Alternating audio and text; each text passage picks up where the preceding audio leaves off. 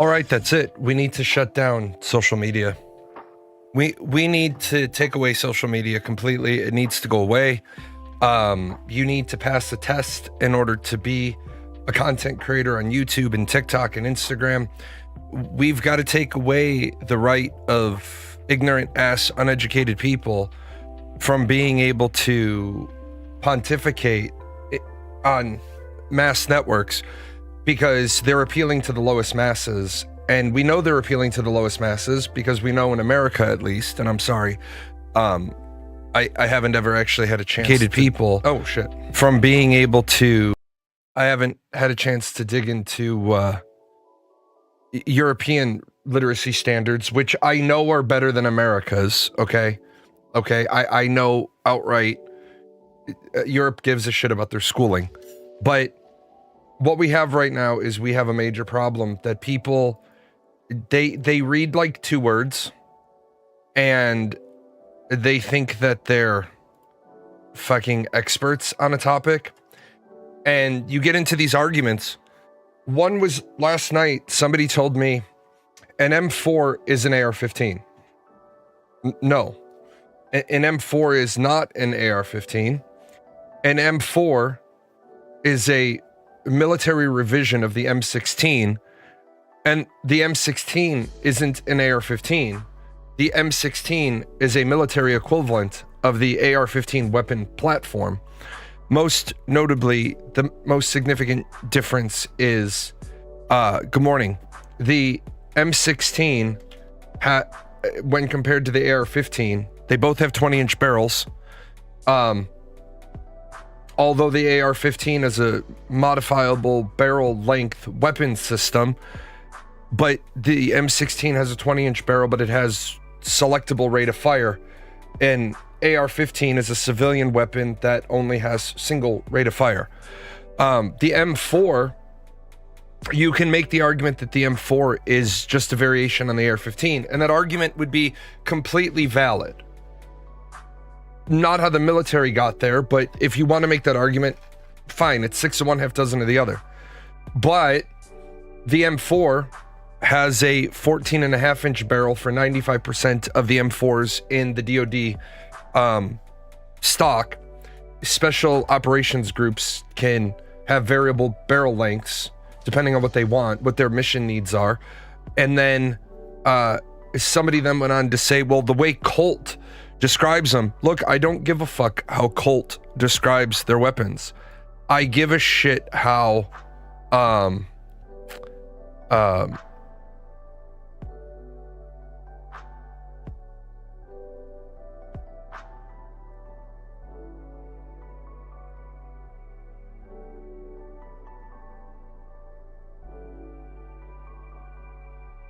it's amazing to me that people don't get that there's more knowledge out there.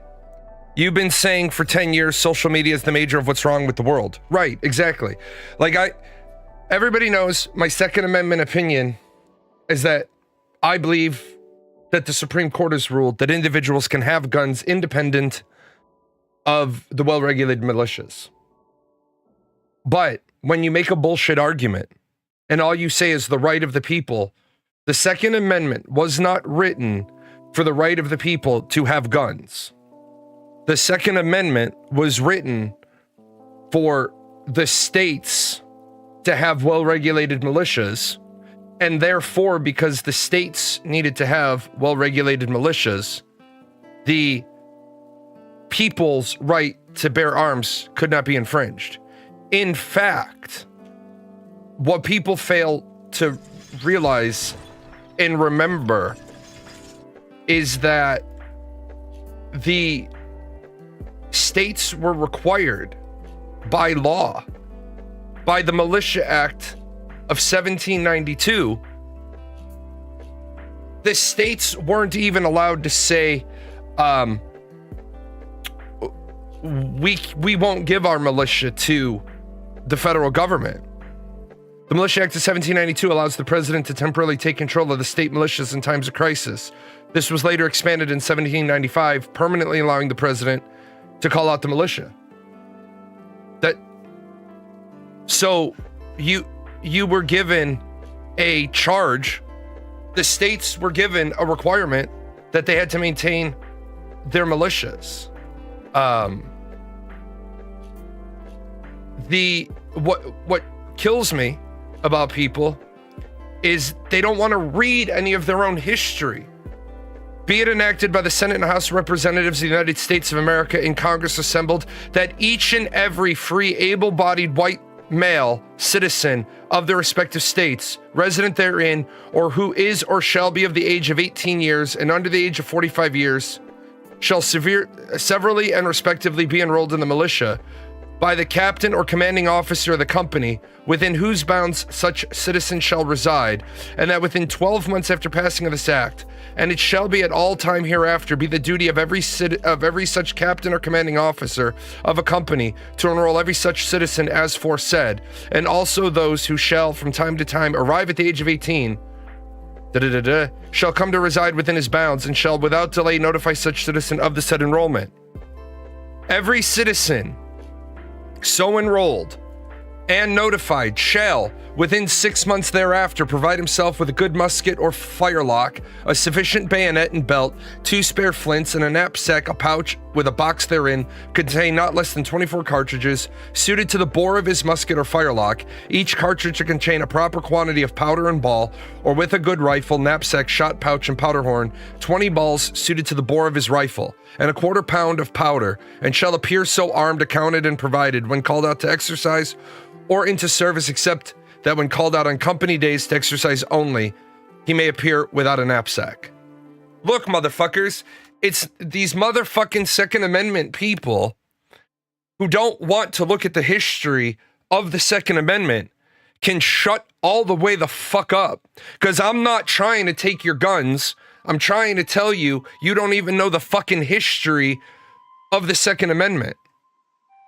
The Second Amendment existed for over 120 some odd years before the Supreme Court ruled the militia part is no longer a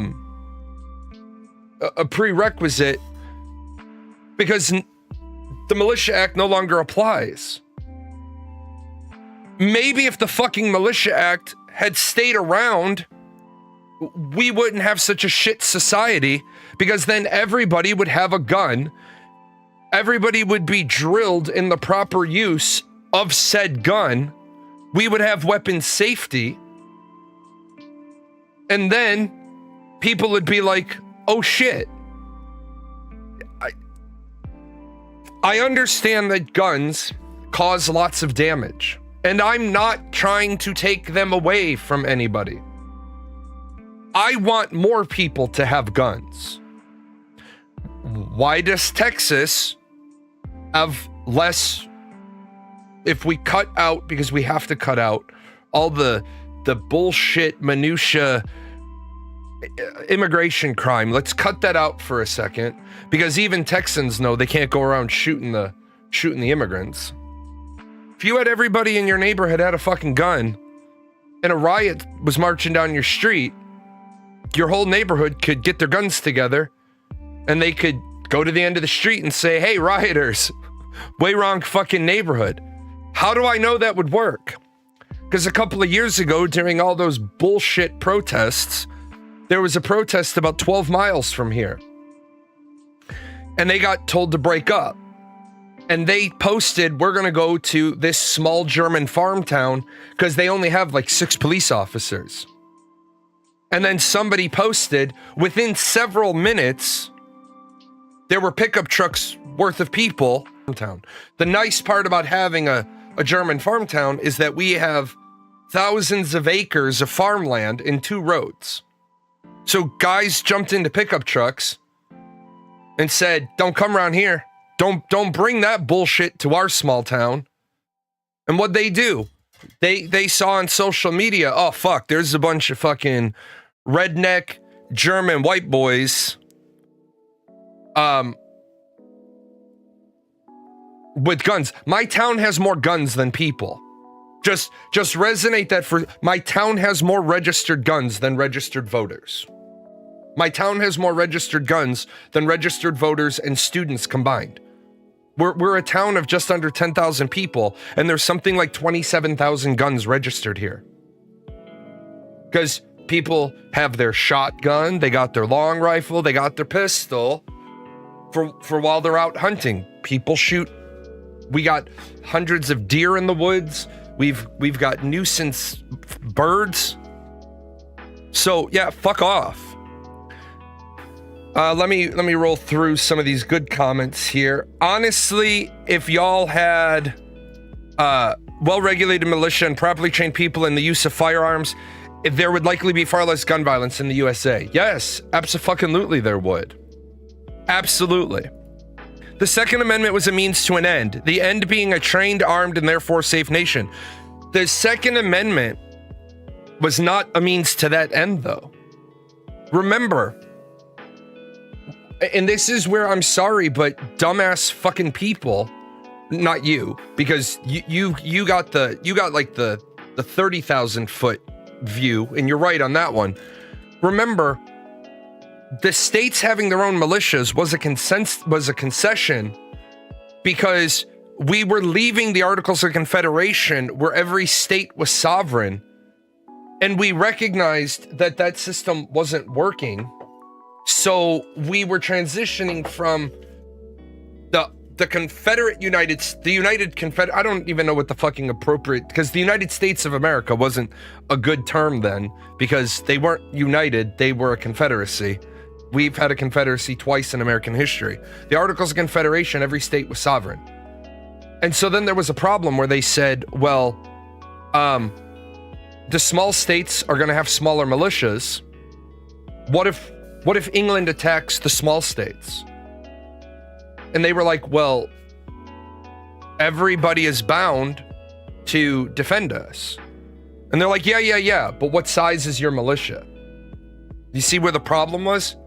That the small states are like, fuck, if we get attacked first, we're gonna have a problem. We gotta wait till everybody makes the two week march up from the south, where they're not going to be able to have large armies because they got to leave people back to manage the plantations. Or the rooftop Koreans during RK riots. I don't remember that one off the top of my head. People are even protesting incorrectly and saying, oh my God, my right. Did you get a permit? Yeah. And this is where we run into a major fucking problem. The First Amendment doesn't give you the right to protest. The First Amendment gives you the right to lawfully assemble. Now, because of a comma, because of an interpretation of a comma, one of the early Supreme Courts changed the entire makeup of the First Amendment. And I've done this on the show before, and I'll do it again. Because it's really important. Congress shall make no law. Now, what we're going to do is we're going to box this piece in, because all of these other parts of this amendment are tied to the first part. I wish to God we could rewrite the First Amendment, or I wish I could jump in the DeLorean, go back in time, and say to Madison and Hancock and Jefferson and George and Franklin, be like, first of all, pass me a beer. Second of, shit, this is gonna give me dysentery. I don't want that. Second of all, guys, your future generations are gonna be too fucking stupid to read English. So I wish that we could do Congress shall make no law, colon, and then fucking bullet points. Because this whole thing, this magical thing here is called a semicolon. A semicolon is a separator of thought. A semicolon is a separator of thought. Congress shall make no law respecting an establishment of religion. A comma is also a separator. Congress shall make no law prohibiting the free exercise thereof. Religion. So the whole first of three clauses of the First Amendment: Congress shall make no law respecting an establishment of religion. Congress shall make no law prohibiting the free exercise of religion. Now we get into the second one. And remember, we got a thought separator right there. Congress shall make no law abridging the freedom of speech. Congress shall make no law abridging the freedom of the press. So I've proven my point, right? I understand how they wrote it. So let's look at the last part.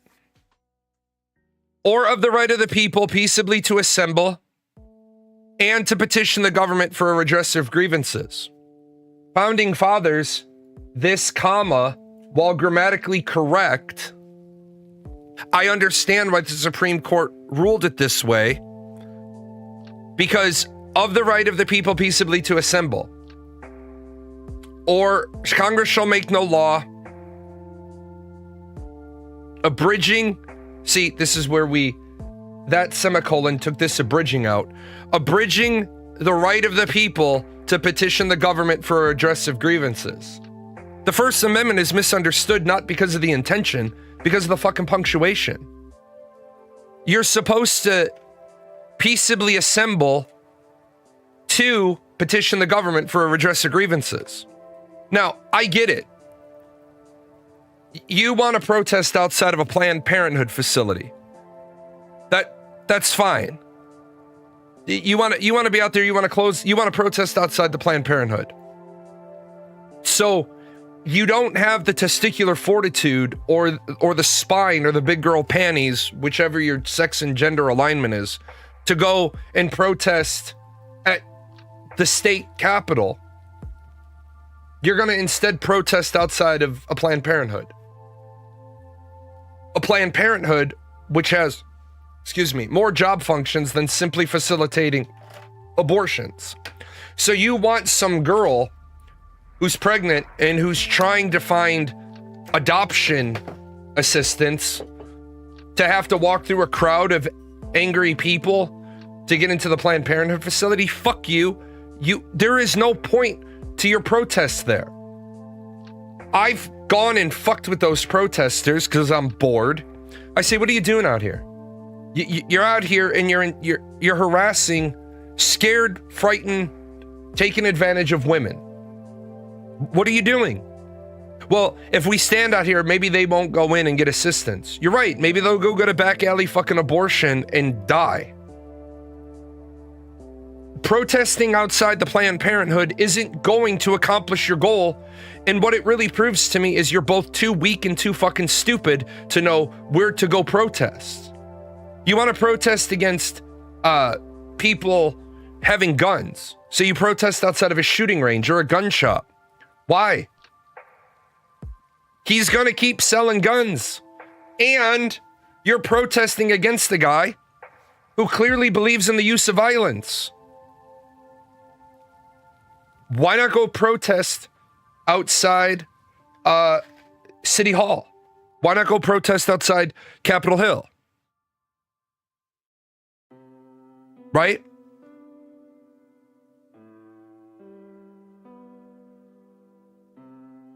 Have you ever noticed protests outside of strip clubs usually break up really fast?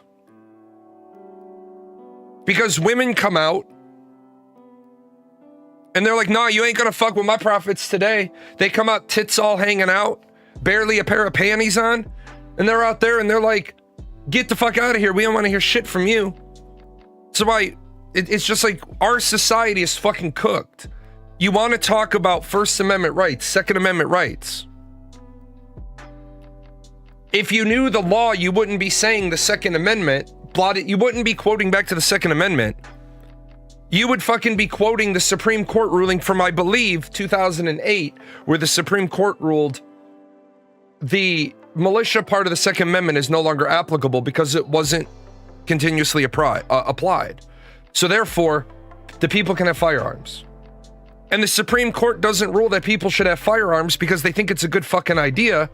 The Supreme Court rules that people should have firearms because what's the alternative?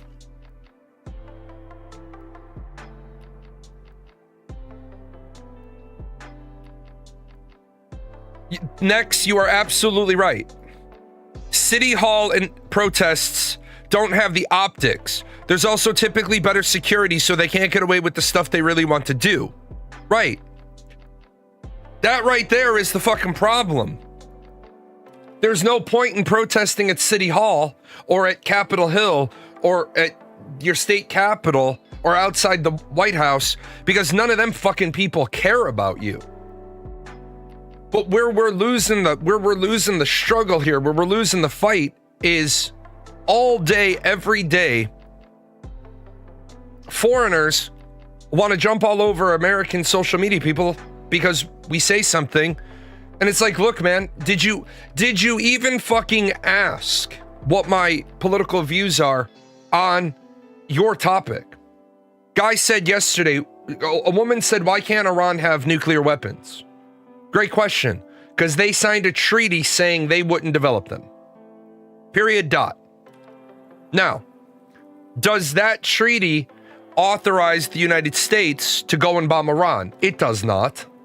Does that signing of that treaty authorize Israel to go bomb Iran? Absolutely the fuck not, because Israel didn't sign the treaty that said they wouldn't develop nuclear weapons.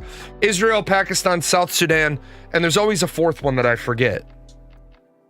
The problem is, person comes back with, well, America is the only country that's ever used nuclear weapons.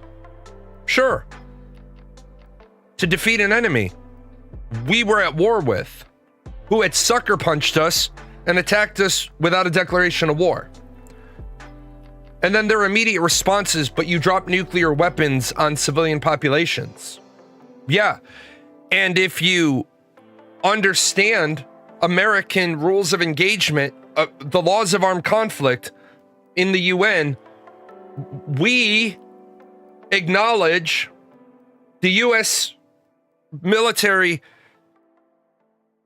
complex acknowledges at the time, in retrospect, we were fucking wrong. We should not have done that.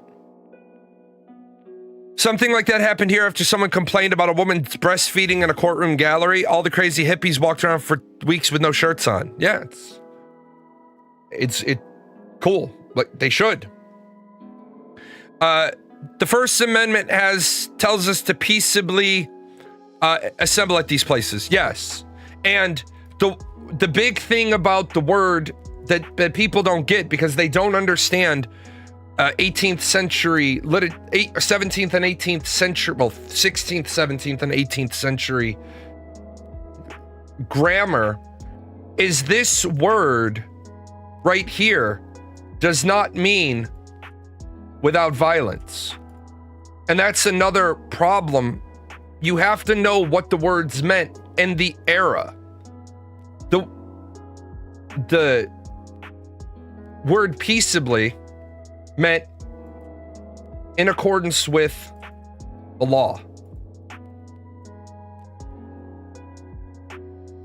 Justice of the peace. Justice of the law. Officer of the peace. Officer of the law. Law officer.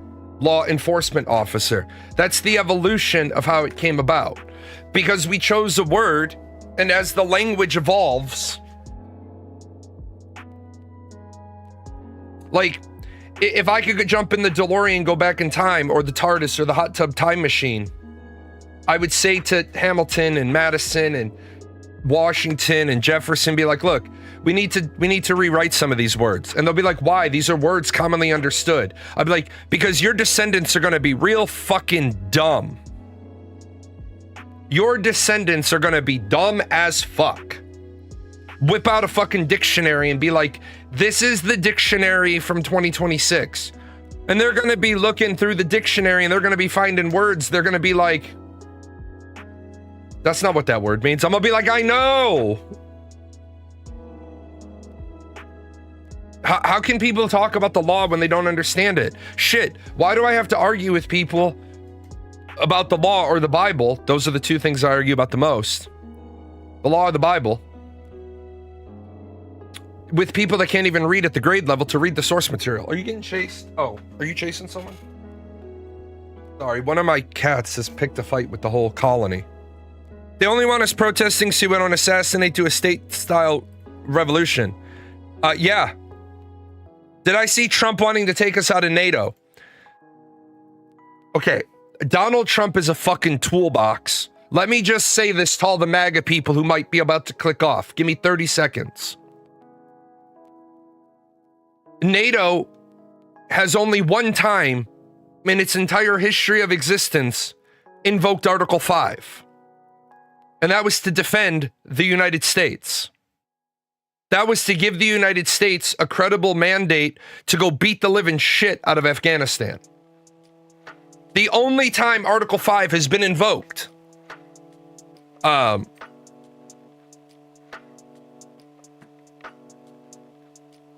is after 9/11. Donald Trump did what little brothers do. Anybody got a little brother who's a fucking bump and gum mouthpiece who likes to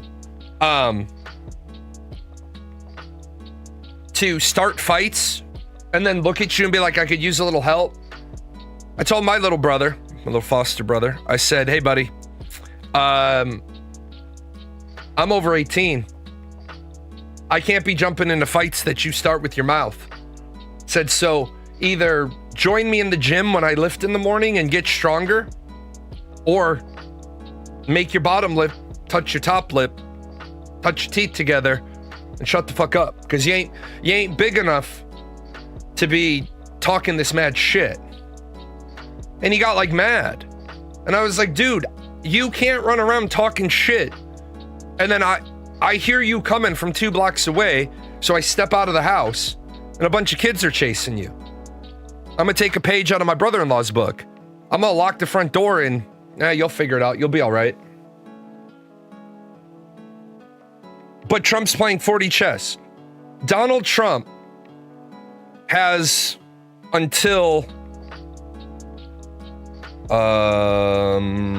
April 29th, which I do apologize. My videos didn't get all nicely categorized this morning. This is what Donald Trump had to say.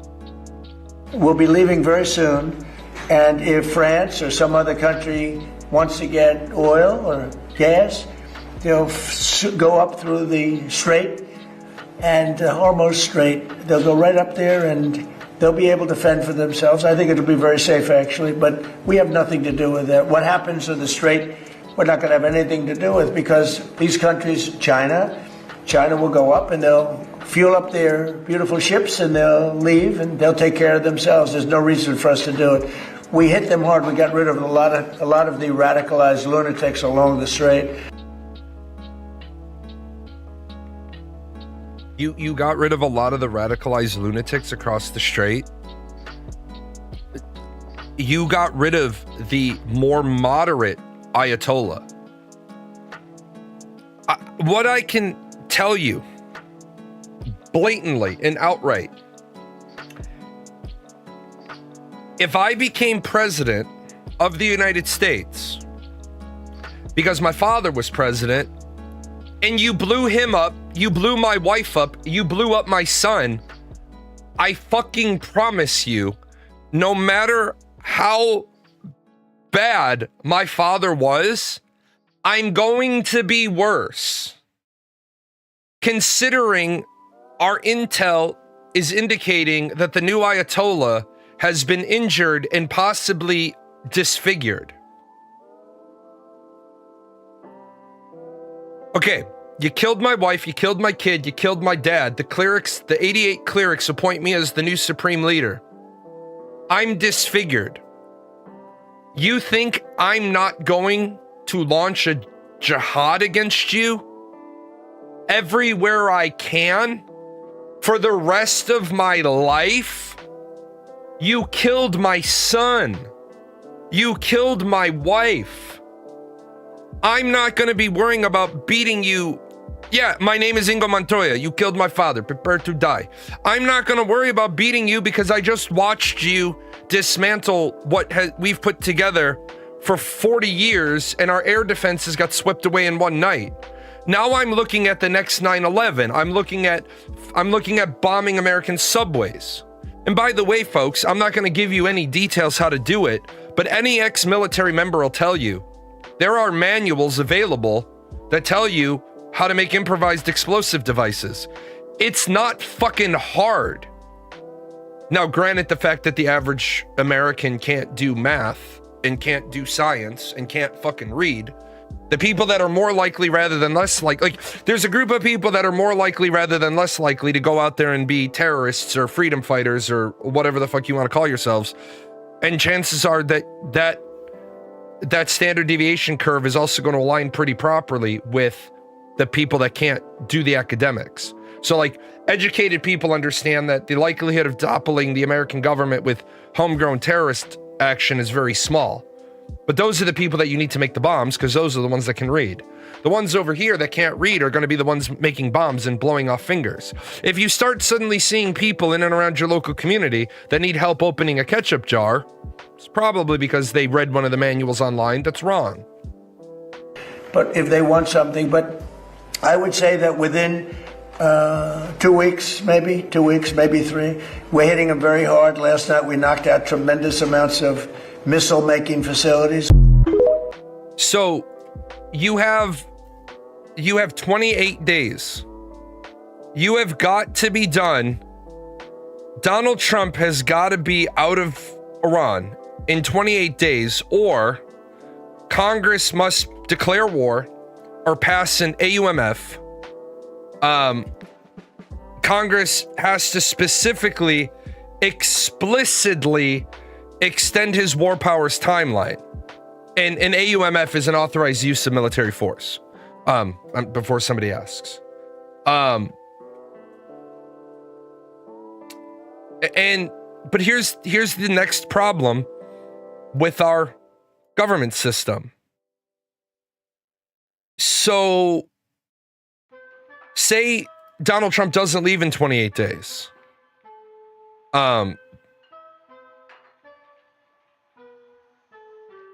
Congress says, get out. And he says, fuck no. Okay. You don't have the votes to impeach him. I think they overestimated the shock and awe strategy. The problem is they didn't do shock and awe. Donald Trump didn't appropriately do shock and awe. What he did was, I'm a bully with a big stick and I'm going to hit you with it. But we've been hitting Iran with big sticks for 40 years. Shock and awe is, you wait until they declare, we've built a bunker that the US can't destroy. Cool. That's what you hit. Because now you shock the shit out of them, because you hit the target they said was impervious to American attack. Oh, really, asshole? Now it's gone. There's your shock. Awe is not for the enemy. Awe is for the rest of the world. Let me just say this, because these are my brothers and sisters in the military, and we've got 13 dead, 300 wounded, 30 haven't returned to action. I don't have a more up-to-date purse count. That's the one that I have. The enemy has managed to blow up $1 billion radar system, a like $500 million radar system. Our allies have managed to shoot down 3 or 4 F-15s. The enemy has blown up an AWACS. The enemy has watched as we crashed 2 KC-135s into each other, one being destroyed and all 6 crew members lost, the other one being damaged, 5 more KC-135s destroyed on the ground. The Ford is going to be in dry dock for 12 to 20 months for damage repair. Regardless of if it was sabotage, regardless of if it was a dryer fire, regardless of any of that shit, the Ford is going to be down for repairs, and it's at the same time that we're decommissioning the Nimitz. So we now have punched a hole, a small hole, but a hole into our ability to project power across the world. I don't believe they can undo the decommissioning of the Nimitz. I'm sure there's people in the Navy figuring out if they should, whatever. But Iran also is watching us burn a $500,000 interceptor on a $20,000 drone. We're using a $500,000 fucking interceptor for a $20,000 drone. How much is gas? I think it's $3.89 up at the truck stop. I filled up a couple of weeks ago. I only drive about 7,000 miles a year, so I get gas once a month. I filled up. It was still $3. It was like $3.09 when I filled up the last time. Yeah, those are just the military aspects. In this age, I believe retaliation is best executed monetarily. Controlling 20% of the world's energy can get you a lot of retaliation leverage. It actually can't. It's a good thought process, but it actually can't. Because nobody has been able to buy Iranian oil for a long time. China buys it, but then Donald Trump doesn't understand, because I want to sit that fucking man down every morning and be like, look, asshole, to serve my country, you get 1 hour a day of Jalan schooling. The fucking government should mandate Donald Trump take an hour lecture from me every day. You're not hurting China. You're not hurting China if your understanding of China isn't thorough. Here's the understanding of China. China needs this much gas a day. Oil. China uses this much gas a day. This is about 4.1 million barrels. China this is their need of oil every day. They're using about 16.1 million barrels of oil a day. China is self-sufficient to this number because a couple of years ago, China converted, or didn't convert, but China waved the fucking economy of a communist economy wand over their economy, and 22% of their commercial vehicles are electric, and they charge them with green power. China has been installing massive amounts of solar power, wind power, nuclear power. China is, well, then why is China using 16.1 millions of oil a day? Because they're laying more concrete a year than the US has laid in the last decade. Because China is finally expanding and modernizing. Well, we're gonna cut off Chinese oil. Cool. You cut off Venezuelan oil to China. Did it stop them? No. Did it hurt them? No. Did they give a shit? Not in the fucking slightest. Business as usual. China says, I'm gonna put a fucking oil tanker through the Strait of Hormuz, and Iran says, come on, pick up your oil. We're not gonna strike your we're not gonna strike your vessel.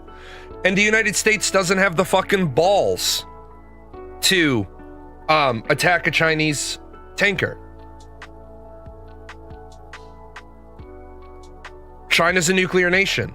The US doesn't fuck militarily with nuclear nations. That's why I asked how long the fallout from that power plant would shut down the strait. He's lost everything else. Yeah. If terrorism starts successfully bombing subways, they think it would be fair for us to get a refund on the Patriot Act and repeal it. The problem with that line of thought is you can't stop. You cannot stop terrorist actions if the terrorists are a closed cell and they've never, and they're absolutely disciplined and they leave no digital footprint.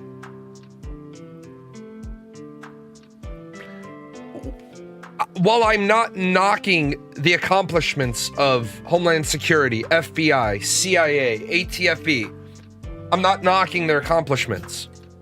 The majority of the time, when you read the reports, you read the after-action reports, you read the books, you read the novels, you listen to the congressional hearings, they weren't good. They were lucky. Shit fell into their lap. You always know the difference, and I'll use an anecdotal story. You always know the difference between the military members who deploy a lot individually because they have a specialty skill set and they're gone a lot, versus the ones that don't. Because the ones that deploy a lot, you never know when they're coming, you never know when they're going, because they don't say shit. Their whole life is prepared to not create an I'm deploying footprint. I used to laugh about this with my boss, and I said, whenever we're getting ready to deploy people, we create a massive footprint of we're about to deploy people. My boss is like, how do you know? I said, well, you want to have lunch at the BX today? He said, sure. I said, 11 o'clock. So we went over at 11 o'clock. We're sitting there. We can see the entrance to the BX. We're sitting, just eating a sandwich. 11 o'clock. Dozen or so guys in uniform walk in. 11:15. Another 10 or 12 guys walk in. They're all from the same unit. They're going in, they're going in, they're going in. They're all going in. My boss is like, so what? I said, every single one of those people in that group, they're all carrying pieces of paper. Yeah? That's their deployment checklist. Because I just sent out 120 taskings today. They're all going over because they all got called by their UDM at one time and said, you're deploying. And so they're all buying all the shit for their deployment bag. My deployment bag was always ready to go because I was a no-notice deployer. My go bag in the summer months was in my car. In the winter months was in the front closet by the door. And my wife, and that was after my wife got out of the military, my wife could bring me my bag in 15 minutes. I was never more than 15 minutes away from my go bag. I had a small go bag in my office, like a 7-dayer. If because I don't use anything out of my deployment bag. I know guys that'll go into their deployment bag because they need a razor. And then you do a bag drag and they don't have razors in their fucking bag. And you're like, where the fuck are your razors? Oh shit, man. I didn't have a razor one day, so I went into my bag and I took it out. Well, that's a fucking write-up. We create a huge footprint. People will deploy out of an army town, and you can find a lot of the time all the army houses. Drive around a neighborhood in an army town when the base has just deployed. The first people on the block that put up the yellow ribbons on the first day they're gone. That's all the military houses. If the rest of the neighborhood puts out yellow ribbons, it's never on the first day. It's always on the second or third or fourth day that the rest of the yellow ribbons go up. People say, why don't you have an American flag outside your house? I don't want to be a target. Why don't you put a yellow ribbon on the tree to support the troops? Hold up. Is the yellow ribbon going to actually do anything for the troops? No. But it's a big indicator on my house. My affiliation. My tree doesn't share my ideologies. Do you think Israel was behind Kirk's assassination? Okay. The loss of Charlie Kirk to the Republican Party was a really big loss because Charlie Kirk was the only individual who was keeping a scaffolding system around the Republican Party to stop the Republican Party from falling away, and only the inner core of MAGA remaining. We are fully at a point right now that the Republican Party is either too chicken shit to stand up to Trump, or they simply are too old and too senile, and they don't understand that they've had 12 years, 14 years, 12 years to start developing, and I hate to use the word grooming because it's become a negative contextual term, but preparing some statesmen to step up. We don't have we don't have a statesman in either party. We don't have a statesman in either party. Neither party has a statesman.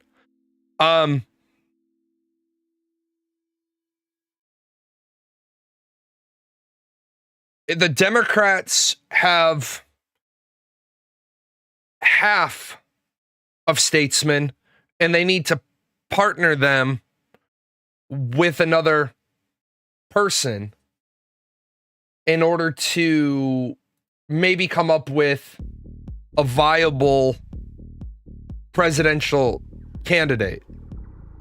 If we went back to the original Constitution, where you don't get to pick your vice president, the person with the second most electoral votes becomes the vice president, both the parties would be fucked. If we do the Republicans, I don't want to do colors. If we do the Republicans and the Democrats, it is almost a lock that the Democrats should put AOC in as the vice president. The Democrats should run AOC as the vice president nominee, because then you don't have to deal with old man Sanders bitching and moaning and complaining and whining and derailing the Democratic unified front, because she's kind of like the heir apparent to Bernie Sanders. So you run AOC as the vice president candidate, and you promise Bernie a cabinet position. Now, before the election, before the primary cycle even begins, you're strong out of the box. This gets you the woman vote, it gets you the young person vote, and it gets you the minority vote. But she's not a minority. What the fuck is her last name? Oh, it gets you the women vote, the young person vote, and the minority vote. But what it also does is now it starts to put frameworks around what you're doing. Is you name AOC early. You get all of the fucking front runners who are going to try to hammer out who's going to be the presidential nominee. Waltz, Newsom, Jeffries, Pritzker. You get all them together and you say, look, I don't give a shit how you all decide. I would prefer, if I was the head of the DNC, I would say I would prefer to put all of you in a room right now and you all agree who's going to be the nominee, and you all agree that everybody else is going to get cabinet positions. So right after this midterm election cycle, December 1, we can start campaigning, and we're going to give the Democrats a big old apology. If I was the head of the DNC, I would say, ladies and gentlemen of the Democratic Party, my name is Jalan, and I'd like to extend to you a big apology for what happened in the last presidential election. What I want to apologize for is we didn't run you a fair primary because there were some problems. There were some problems with the money, and the money was only going to be available to Kamala Harris because it was the Biden-Harris fund. We wouldn't have been able to touch that money until after the presidential election. But what we forgot was we were so worried about winning the election, we forgot to stand up for what the election means. That would be horrible if the VP was voted in. The VP used to be voted in, and it wasn't horrible. Because what it means is that you have to have stability. What about Rohit Kahana? Okay, I want you to understand this next statement coming out of my mouth is not racism. It is a reflection of the racism of America. Okay? You want to run this fucking guy for president? That guy looks too Persian. Because the Americans don't know the fucking difference.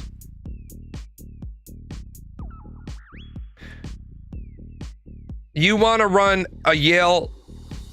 You want to run another lawyer. You can't run this guy.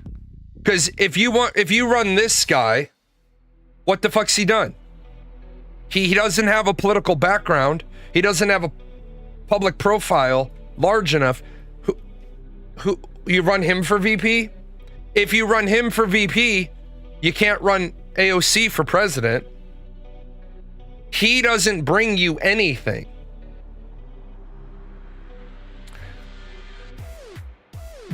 In the last election, did Trump win or did the Democrats lose? The Democrats lost. Donald Trump didn't, I mean, yes, we're not saying that Donald Trump didn't win the election, but if we're using the sports analogy, the Democrats snatched defeat from the jaws of victory. And we know this because when you vote for president, you vote for governor, you vote for mayor, and then if you have these things all at the same time, which most of the time you don't, but then you have the House. If your Senate seat is up, you have the Senate vote. And here's how you know. Yeah, Eisenhower did. Eisenhower's the big example of a military general that ran for president. Dwight D. Eisenhower. But what you have here is, I'm going to vote Republican for president, but I'm going to vote, and I got to actually use a color this time. And I'm going to vote Democrat for governor. Oh, that's a terrible blue. I'm going to vote Democrat for governor. I'm going to vote Democrat for mayor. I'm going to vote Democrat for House. I'm going to vote Democrat for Senate. And the thing is, this happened because this was a silent protest on behalf of the Democrat Party by many members of the Democratic Party to say, I don't want to vote for Trump, but I'm voting because of what you did with the primary.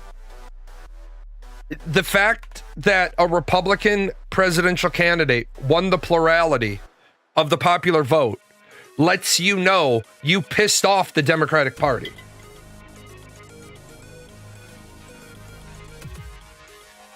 The Democratic Party needs to be a lot like a corporation right now. They need to come out and they need to say,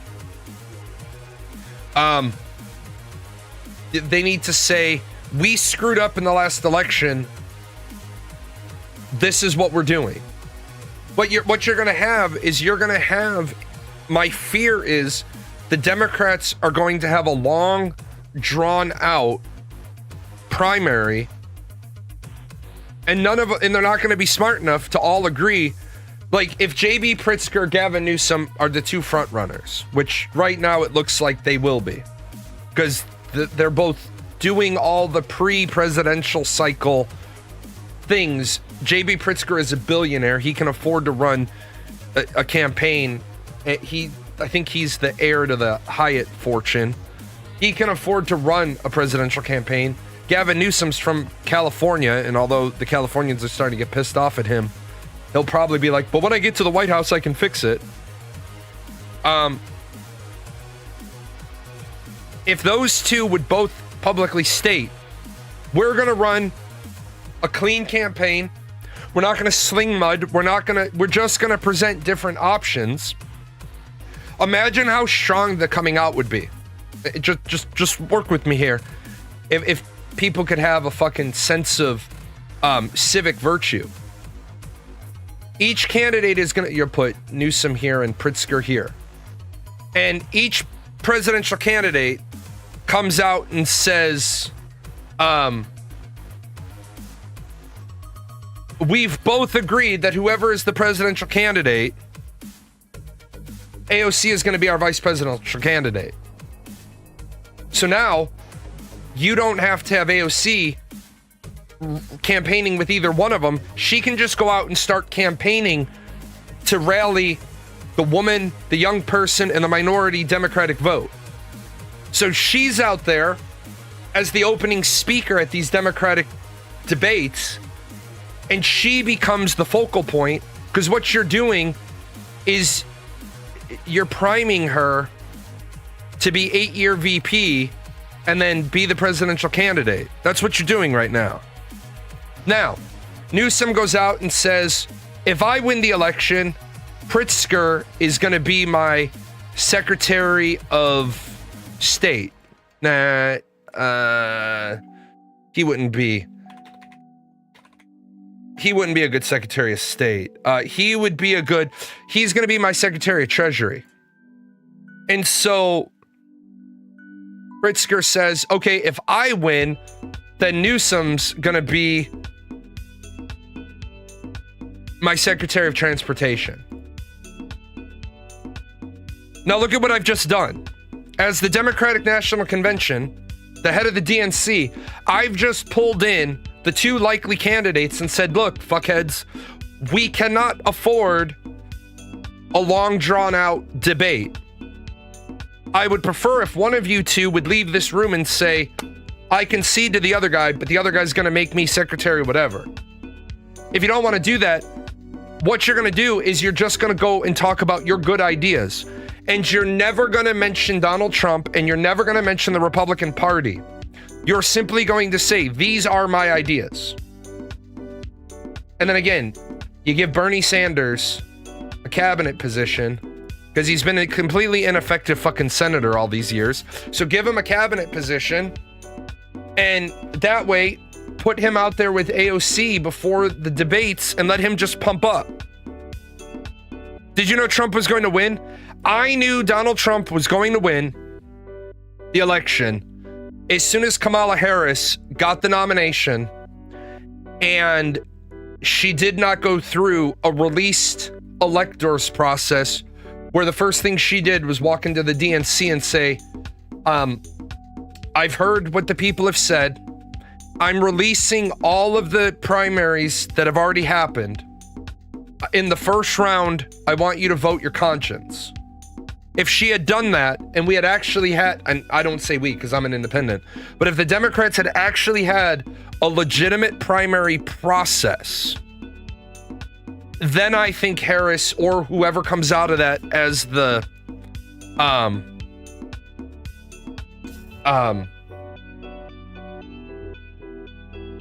nominee is going to have the backing of the DNC, the Democratic Party as a whole. The Democratic voters won't view your debate performance as a win unless you get some zingers against Trump. Sure they will, because zingers are pops and they're cheap shots. And the truth of the matter is, zingers against other people are a sign of a narcissistic personality type. And the American people are tired of that. If I was debating against Donald Trump, I wouldn't even look at him. And what I would do is I would use a very simple technique in advocacy. Mr. President has had some interesting points tonight. I'd like to pull his interesting points out of everything he just said. The president feels that the American people are suffering, and I agree. They're suffering under the tariffs that have impacted them to the tune of $1,700 to $3,400 a year. I agree that all this Iran crisis has cost them and hurt them at the pump to the tune of $1 to $2 to $3 a gallon. So I do understand what the president is saying. The American people are hurting, but the American people have to ask themselves, honestly,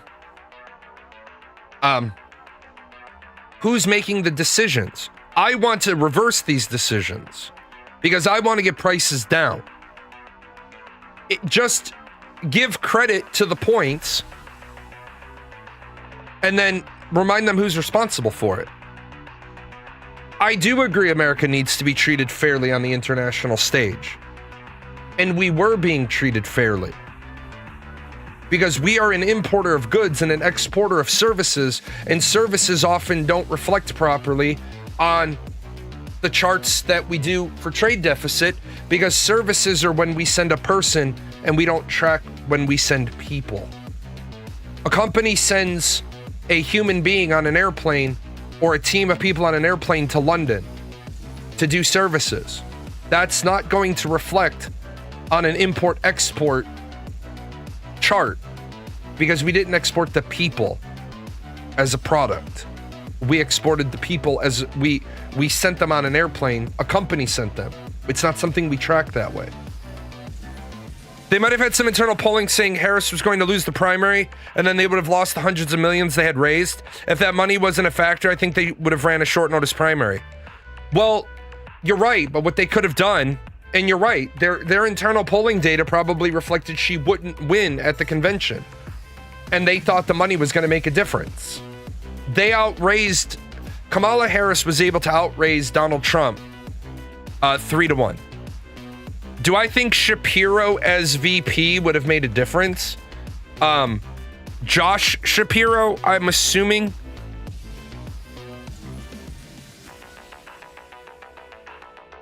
No. Josh Shapiro of Pennsylvania wouldn't have made any difference.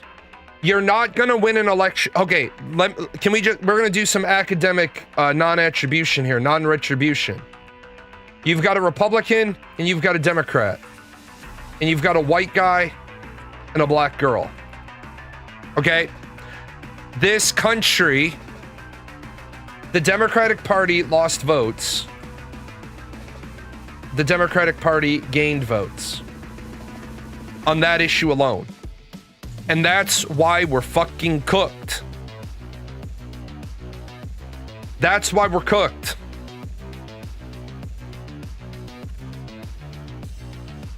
It's the policies of the candidate that failed. If she had better policies, explained them better, she would have won. Instead, she offered a diet version of republicanism. Why would you want Diet Coke when you can get the full strength Coke? That's a really great way to put that, actually.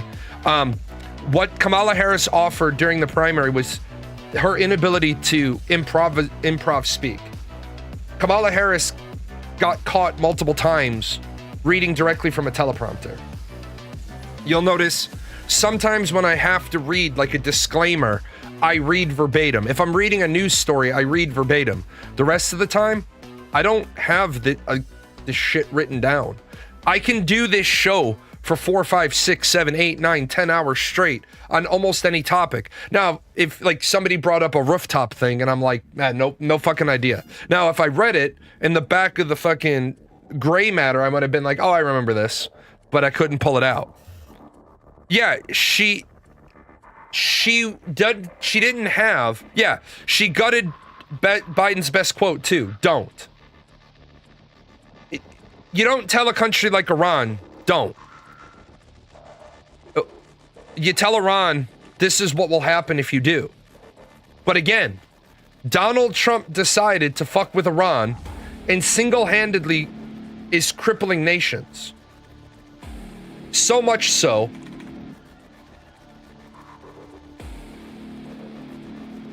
I do not know what Donald Trump's fucking policies are. But what I do know is that the U.S. allows a Russian oil tanker to reach Cuba despite blockade. The tanker full of crude oil could reach its expected destination by Monday, providing a lifeline to the island amid intense U.S. pressure. What the motherfuck is the point of putting a blockade around a country and then letting the country's entire economy collapse, its entire power grid collapse, and then allowing it to receive oil?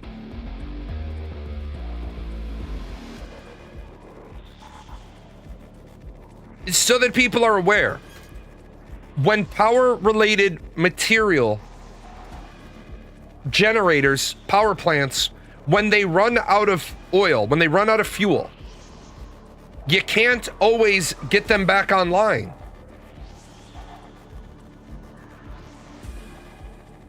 Sometimes you keep them running until they go bone dry, and then you've damaged them. Yeah, you need a power station to start a power station. Sometimes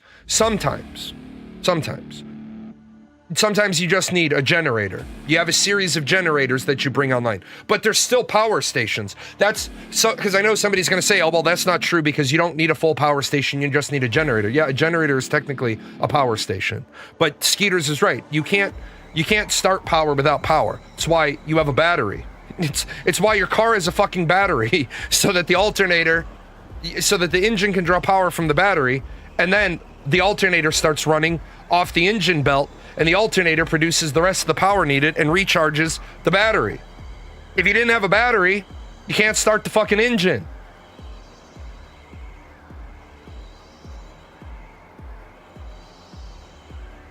What did I see you ask? No, you're fine. Ask as many questions as you want. I love questions. Do you think the next election the Democrats would have a better chance with a moderate or a progressive candidate? It's a great question. The answer is yes, no, maybe both. What's the issue? What's the topic?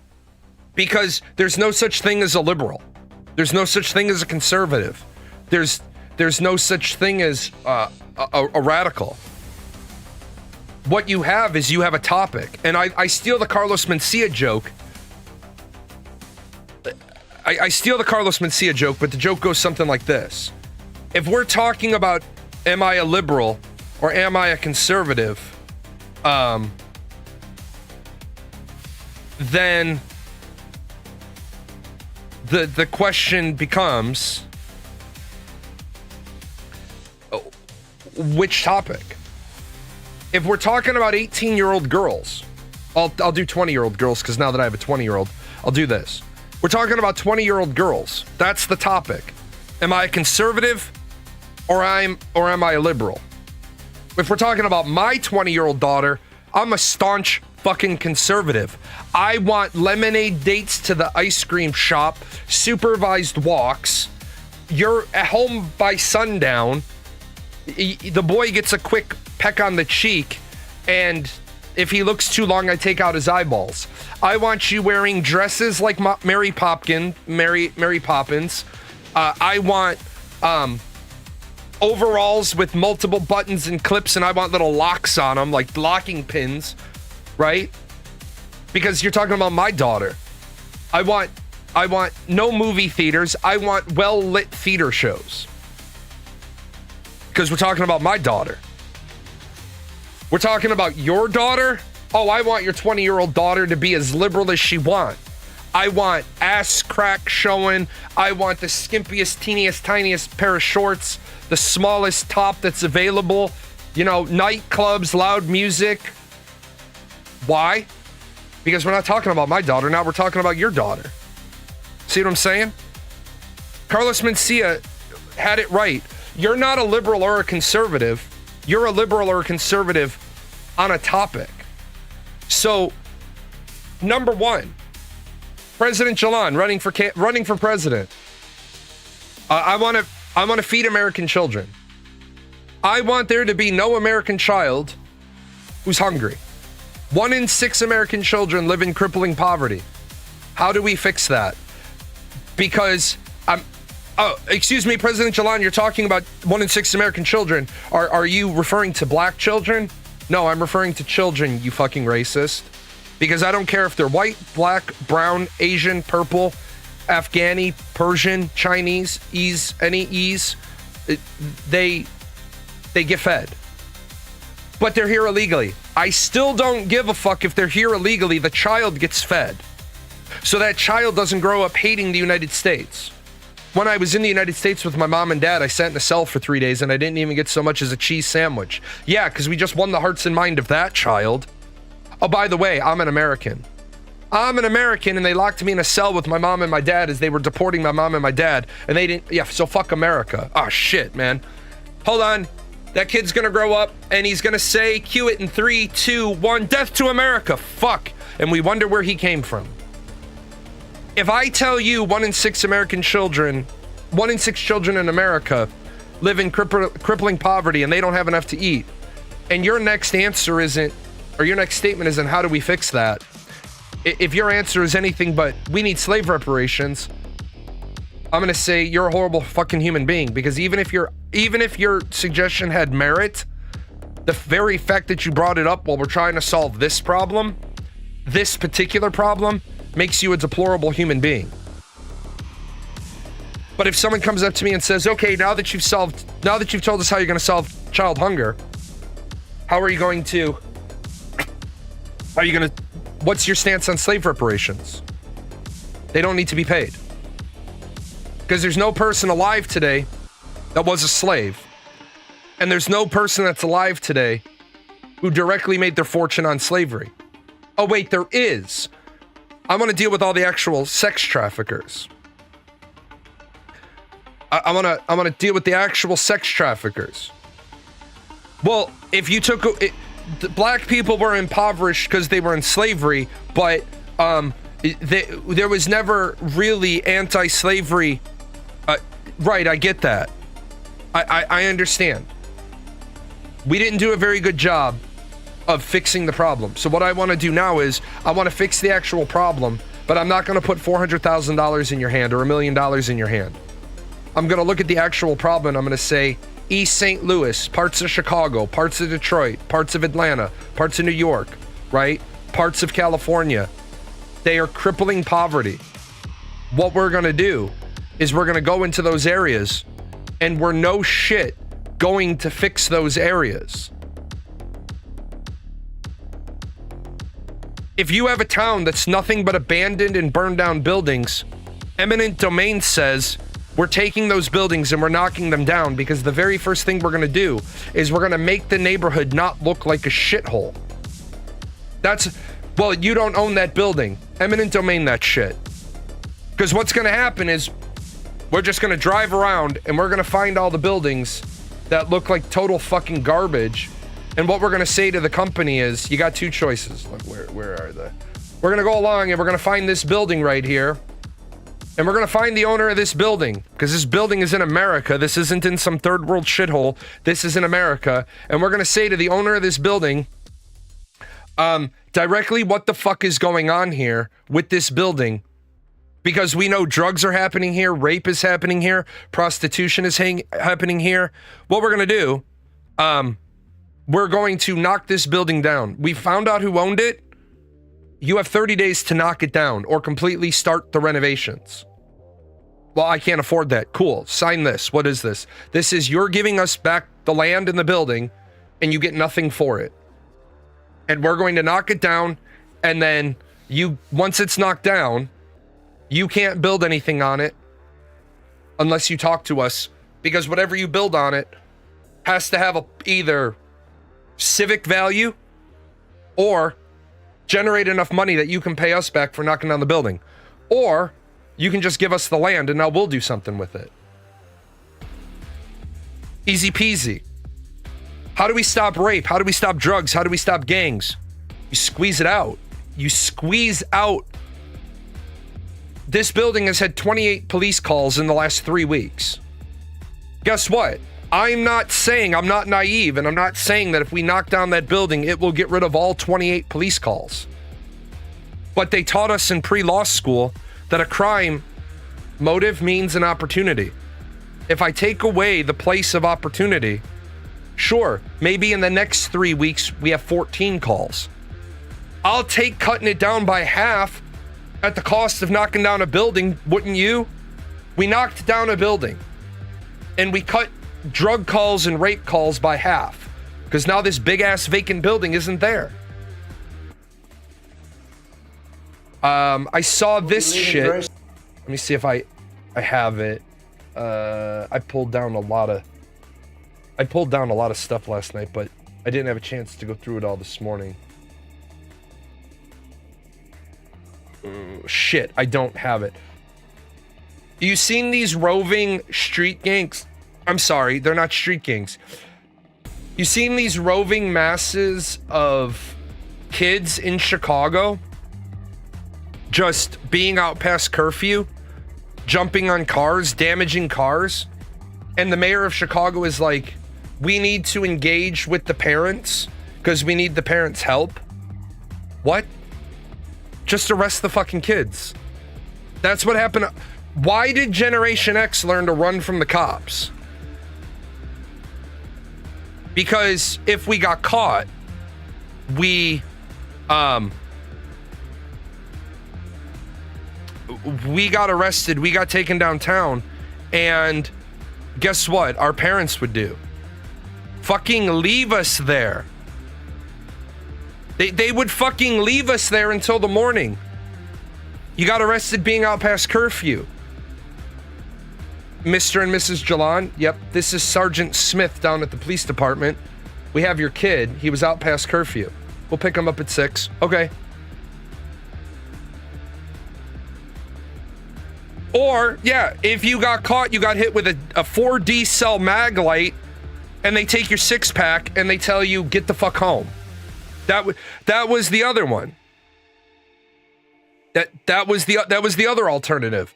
The cops would take your booze and give you 15 minutes to get home. What are you gonna do? Go home and tell your parents that the cops stole your booze? One arrested after teen takeover leaves Hyde Park littered with damaged vehicles. They were twerking on cars. They were twerking on cars.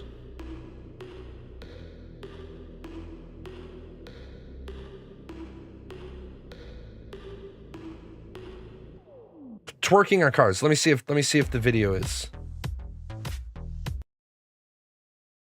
Species of Wi-Fi at the same price for 5 years.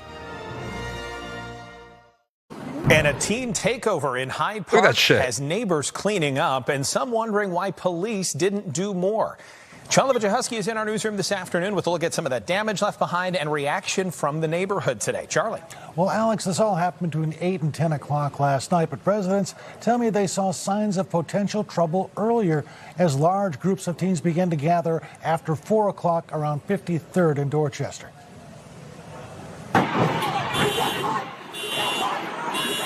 It was just really bad. They ruined all the cars on the street, jumping on them, windows busted. A wild scene on the residential side streets of Hyde Park. We hear just absolute chaos. It's sirens, teens running around like you've never seen. Jason Hale captured some of the chaos on his cell phone. I come out to check on the cars, and sure enough, my car right here is damaged. The damage this morning, easy to see. Footprints on the hoods of parked cars.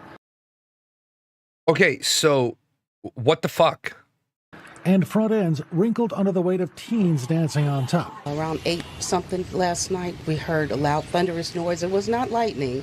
It was the children running in large groups from 53rd Street down our street, only they were running on both sides of the street on top of the cars. Linda Sala says police were there too, but they were outnumbered. I know they were making them move along. I could see that they were working to do something, but as far as the property damage, they weren't making any moves to stop it. Dylan Mears recorded some of what was happening in the streets outside and wrote notes to the people whose cars were damaged.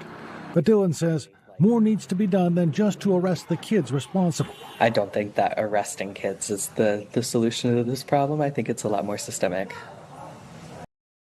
I don't think arresting kids is the solution to this problem. It's a lot more systemic. And you shrug your shoulders. Then shut the fuck up. Then shut the fuck up. If you don't have an answer, then just say, I don't know. How do you deal with that shit? Here's how you deal with it. Ready? The next time you have a large group of kids, you have the police block both ends, and you grab whoever the fuck you can. You grab whoever the fuck you can. You start grabbing people, you start making arrests, you start throwing them in the paddy wagon. When you fill up a paddy wagon, you shut it, you tap twice, they take them downtown because they're fucking shackled in. They ain't going anywhere. And then when you get them, you fucking charge them with mob action. Why? Because it's a nice fucking charge that follows you for the rest of your fucking life. And it makes all future prosecutions against you that much more juicier. Well, you're gonna ruin these kids' lives. No, I'm not gonna ruin their lives. They're ruining other lives. Fuck them. Mayor of fucking Chicago should get on the news today. It should have a press conference and say, I am directing the Chicago Police Department to arrest every kid that is out past curfew. And then we are going to hold them until a parent comes gets them. Period. Fucking dot. But you're not gonna you're not gonna get them all. I don't have to get them all. Cause I get you today. And I tell you, you've been charged with this. If you get another charge, all the judge has to do with their arraignment is say, right now, you will get a fair trial. But if you get in any other trouble, I won't give you bail next time. I won't give you ROR next time. And then if those kids go out again, drag the fucking parents in. You're under arrest for what? Contributing to the delinquency of a minor. Now I get it. That's gonna open up a whole ass can of worms. I get it. But there's a reason why you can't make an omelet without cracking some eggs. Well, that kid was unsupervised. Why was the kid unsupervised? Well, because mom had to go to work. So mom left the kid alone. Yeah. Okay. How do we fix that problem? How do we fix that problem? Because now we found, remember, a Genba walk finds all the problems. You don't do a CPI event until you find out what's actually the problem. That kid is always going to be out on the street because the mom is trying to work. The mom has to work. The mom's a nurse on 12s, and every other month she's on nights. Notice I didn't say the mom is slinging hamburgers. I said the mom has a good job. You can have a really good job as a parent and have a shithead kid because there's not two parents in the house. You got to go to work. But guess what? Maybe that mom's going to come to you. That's the only kid. Maybe that mom's going to come to you and be like, throw his ass in jail. I'm fucking tired of him anyway. All right. Hey, son, you're in jail now. Why? Because your mom won't come get you? Why? Because you got your mom in trouble. So your mom said, fuck him. Take that damn kid. I don't think you can save every kid. I don't believe it's possible to save every single kid.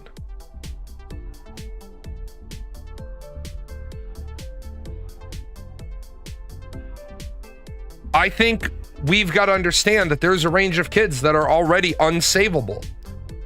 It's kind of like the world needs some shit to make flowers. You're right.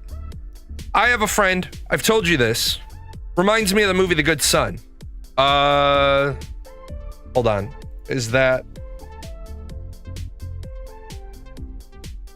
Oh yeah, The Good Son with Macaulay Culkin. Yeah, that absolutely that. Great parents, psychopathic, sociopathic, delinquent child. The crux of the issue is you can't be saved. You have to save yourself. Only when you've decided that you'll save yourself do safety nets help you. I told you about that woman. She's been my friend for 30 years. The other day, her other kid was sick. On Monday, while I was streaming, her other kid was sick. Now, I don't mind throwing her a couple of bucks here and there. It's karma, right? It's good karma. I throw some money into the karma stream. Other money comes back to me in other ways. But what I'm tired of is karma getting angry about me trying to be good at it. She was really upset. That's why I was on my phone. I try not to be on my phone during the show. She was really upset. She was calling herself human garbage. She's got a self-esteem problem, identity problem, because she has a piece of shit husband that left her and doesn't take care of her kids. I said to her, look, I can't handle this bullshit. If you're calling yourself human garbage, I have to stop helping you because I'm not throwing money at human garbage. I'm throwing money at you to help you because you're trying. If you stop trying, this isn't my problem. I'm not going to help you. That's the problem a lot of people have. They want somebody to save them, but they don't want to do the work for it. You got to do the work. You got to want to be better. But yeah, we have kids out late at night. Where the fuck are the parents? Well, we need to investigate that. All those people with all the damage, the city of Chicago is going to get sued for the lack of the police effort because they'll say, well, you had this incident. How many arrests did you make? 1. So you watched vandalism happening and you arrested nobody. Well, we were outnumbered. Well, you should have started arresting people. How old were these kids? They're all teenagers because they're all the ones affected by... I mean, obviously in Chicago, if you know the dynamics of that city, you have 14-year-olds hanging out with 19-year-olds. You can do the math of why. But you see a kid on a car, grab the kid, arrest him. Zip ties, back of the paddy wagon. Grab the next one. real quick clipboard. Kid in the black and white zebra shirt damaged the gray vehicle 4 vehicles up. Just grab that real quick. And then when we have, a couple of dozen of them arrested, we'll work it out. And if we don't know exactly which vehicle they damaged, guess what? Are there 6 of you? Yeah. Oh, that's mob action. Now we're going to charge all of you with the mob action, so you all become liable for all the damage, even if you didn't particularly damage that one particular car. Now the question becomes, there's 10 of you and there's $50,000 worth of damage. You're each on the hook for $5,000. Would you maybe like to give me some names of some other people that were there? Because we've got these videos. Do you know any of the people in these videos? Because we'll happily go get them too, arrest them, and for every person we get, it reduces your liability from $5,000 to $4,000 to $3,000. Because you're going to pay for the $50,000 in damage. But what do you do? I want to ask a serious question. What do you do with the kids that don't give a fuck about their life? I want you to read this, because how the fuck do we even remotely begin to fix our society? Our society is cooked. A Baltimore mother says the school failed her son after learning he has to start high school over again, being promoted for 4 years. Tiffany Francis' 17-year-old son attends Augusta's Something Savage Institute of Visual Arts.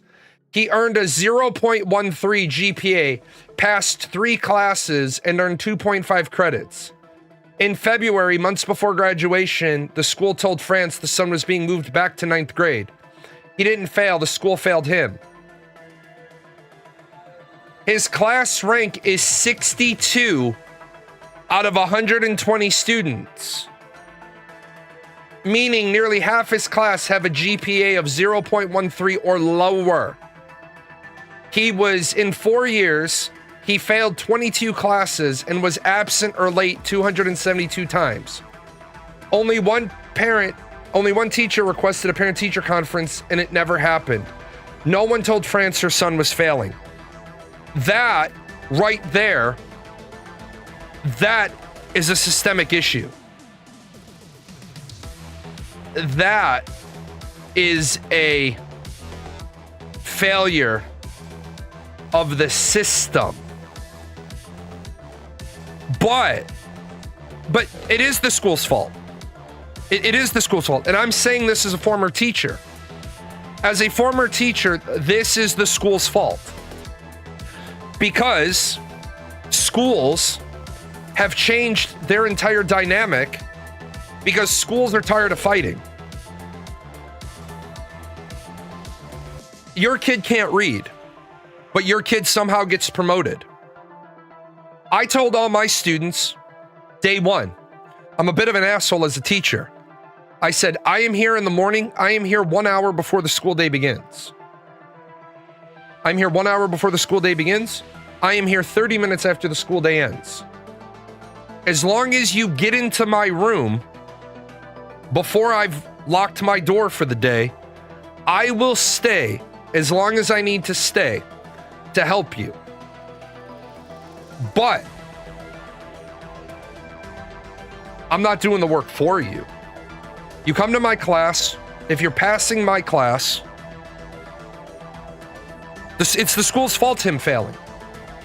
Because if only one parent-teacher conference was requested over all that time, then all those teachers failed.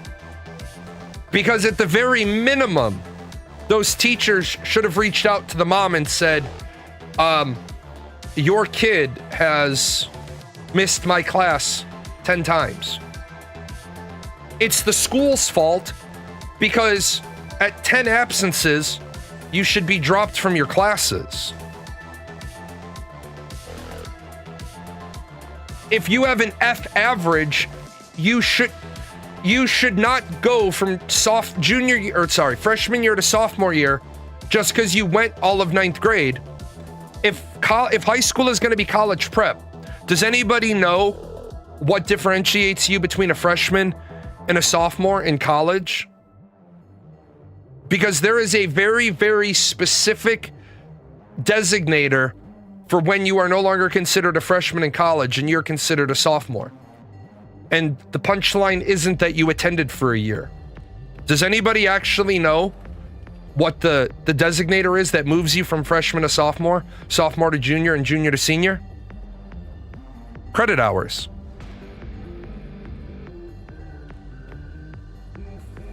My daughter is 20 years old, but my daughter is still at this point a freshman in college. She took 2 classes for 6 hours. She took 4 classes for 12 hours. My daughter has 18 out of 30 credit hours. Jesus, Delaron, you're fucking old. That better be high school. Is your oldest a freshman in college or high school? Better be fucking high school. Don't make me this old. College. Holy fuck, Delaron. We got old. It's 30. It's 30 hours. 30, 60, 90, 120 needed for graduation, with a bachelor's of arts, and normally 129 required for a bachelor's of science. Sometimes it's 123. It depends on the university and the program and the degree. But 50,000 foot view, good enough for all. 120 hours for your bachelor's of arts, 129 for your bachelor's of science. But sometimes they let you drop 2 arts courses, and so you only end up picking up 1 extra course. So they should do that exact same thing in high school. You need 21 credits to graduate. 6, 12, 18, 21. Why only 3 classes senior year? Because in my opinion, senior year should be filled with a lot of stuff that's good for life, bad for academia. Some schools, it's 24 to graduate, and then you have 6, 6, 6, 6. Or you do it like I did, and you do 7, 7, 7, 1, 2, and then college. But there were 60 or so of the 100 who had a 0.13, but I wonder how many outside of those 60 had god-awful scores as well. Well, yeah, because the problem is, yeah, you're right. Did you have an associate's in science? Because it's possible you had 64, because it's possible you had labs. Depending on what your associate's was in, you might have had labs. Like, I have 4 credit hours from 1 class, 3 credit hours for the class, and 1 credit hour for the lab. So if you have your standard bell curve and 0.13 is the middle, you are going to have 50% have less than 0.13.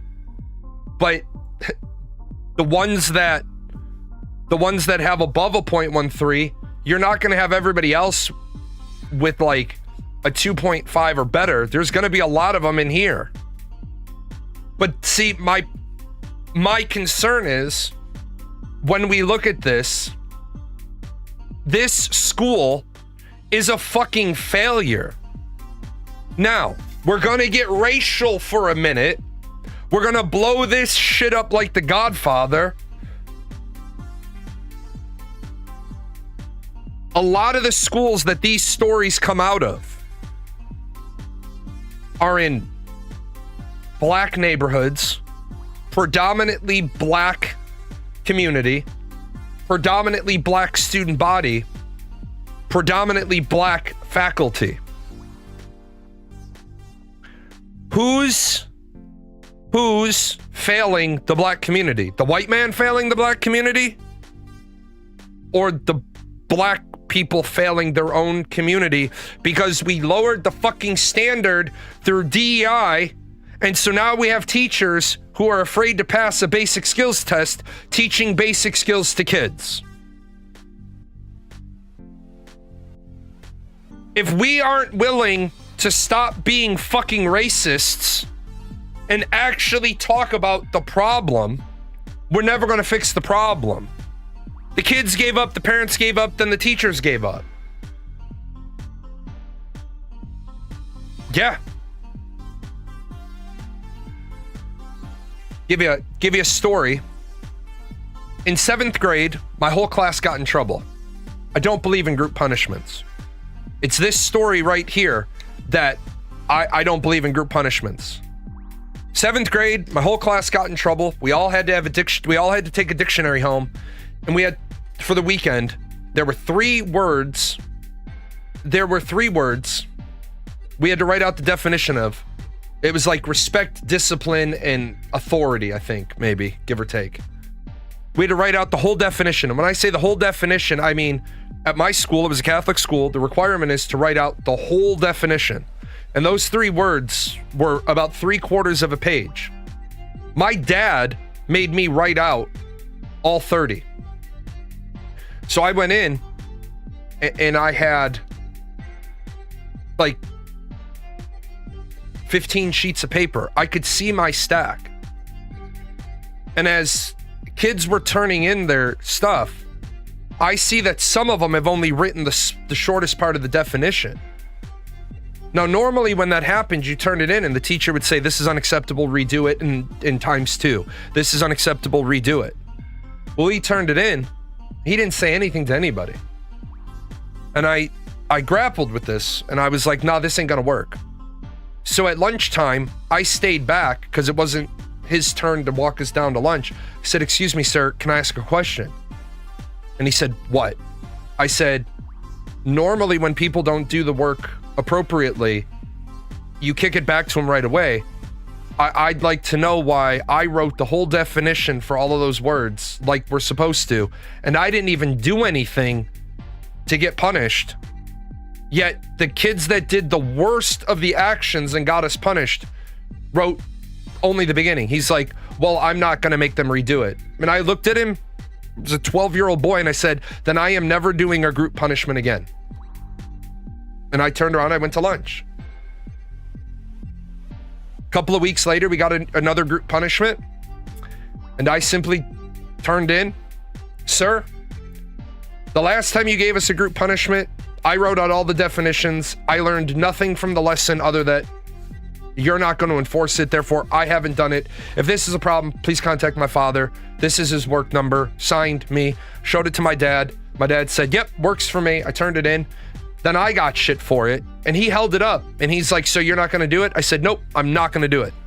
I said, the last time those people over there caused all the grief and they did the least amount of work on the punishment, I wrote all of it.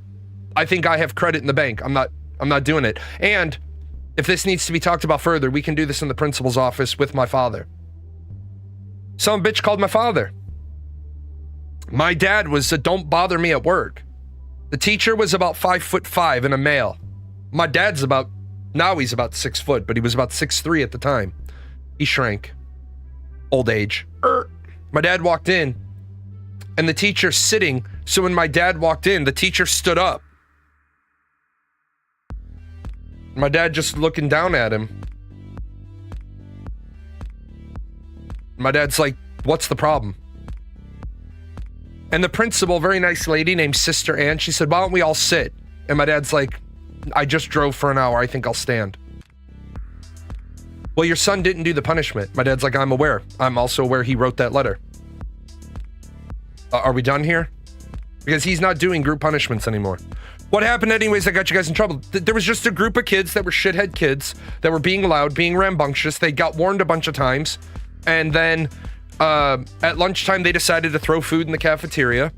And so when we got back to the classroom, we all got yelled at because our group behavior had been terrible. And I was like, fuck this. I come to school to learn. I don't come to school to do this bullshit. It was at that moment that I figured out I hate group punishments. But the value of that is when I got to the military, I still hated group punishments, but I was like, okay, this is just more of the fucking same. One person doesn't shine their boots properly, everybody's out there shining their boots. One guy doesn't make his bed properly, everybody has to remake their bed. Fine, whatever. this too shall pass.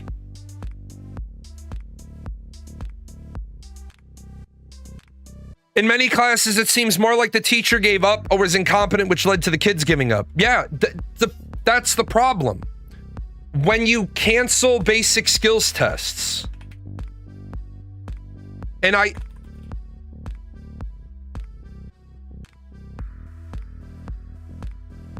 cannot get over this. What the fuck are you? No, thank you. Elimination of the test of basic skills removes financial and practical barrier for teacher candidates. Public Act 100220 signed into law eliminates the requirement that teacher candidates pass a test of basic skills to receive a professional educator license.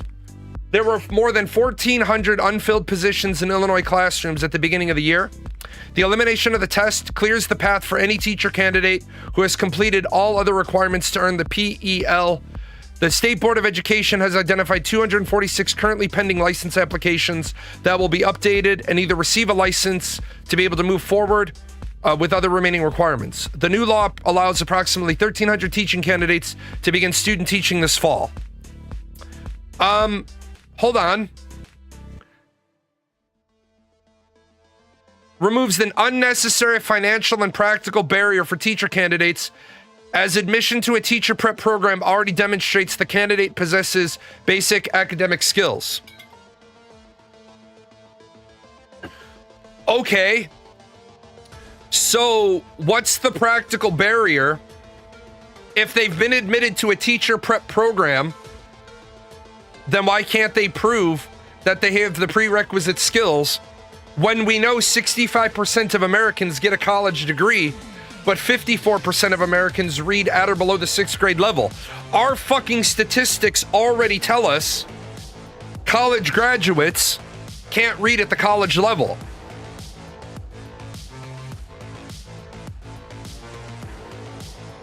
What this is a solution to put anybody in the front of a classroom. Yeah, we have idiots teaching. We have kids showing up to Harvard that can't even do basic math, and they got there because of DEI. And DEI is a great idea if we keep in our head DEI, not for race, but we say, hey, wait a minute. You know what, guys? We've been reviewing college bounds. We've been reviewing from all the public universities, letting us know we require all the public universities in the state to give us a breakdown of how many students from each school district that they get, which is really easy to do, right? You could just pass guidance that publicly funded schools every year have a census-like requirement where they tell you all of our admissions to this school come from these school districts. Consolidated school district number 1, 2, 3, 4, all the way down. And then we take all of those from all the different colleges, we put them together, and we say, well, this is interesting. Because out of all of our state colleges, nobody from East St. Louis went to college at a state school. So then we contact East St. Louis School District and we say, hey, we can only pull data from the publicly funded schools, and 0 of your kids went to a publicly funded school. How many of your kids went to college? None. Well, holy fuck, Watson, I think we found the problem. I think we have a school district that's sending nobody to college. If your school district is sending 0% of its people to state college, you're probably not preparing those kids for college. Do I think school shootings are affecting the lack of teachers, which is why they lowered the bar? No, not at all. I don't think school shootings are the reason why people don't want to be teachers. People don't want to be teachers because being a teacher right now is utter dog shit. I walk into a classroom right now. If a kid is a problem, I can't kick the kid out of my class. If the kid doesn't show up for 3 weeks, The kid has 21 excused absences. That kid should not come into my classroom at that point. That kid should go to study hall. Why? Because that kid missed 3 weeks worth of material. That kid cannot jump in to the middle of the declaration of the middle of writing the Constitution if that kid missed last week's lesson completely on unexcused absences about why we were talking about why the Articles of Confederation wouldn't work. And then that kid can't even understand why the Articles of Confederation didn't work if they don't hear the lectures and read the material on the Revolutionary War. And they won't understand the Revolutionary War if they didn't read the material on the pre-revolution about the powder keg that was brewing, about why the American colonies rebelled against the King of England. But now I gotta remember, it is a well-known statistic that 10% of the 10% of the students take up 90% of the teacher's time. Well, if you get rid of the shithead, now my time is returned to me. Teachers don't get paid enough. Teachers don't get paid enough. We have far too many administrators and not enough teachers. It should not be the goal of good teachers to become administrators late in their career in order to make money. We should be looking at this and we should be saying, teachers should be,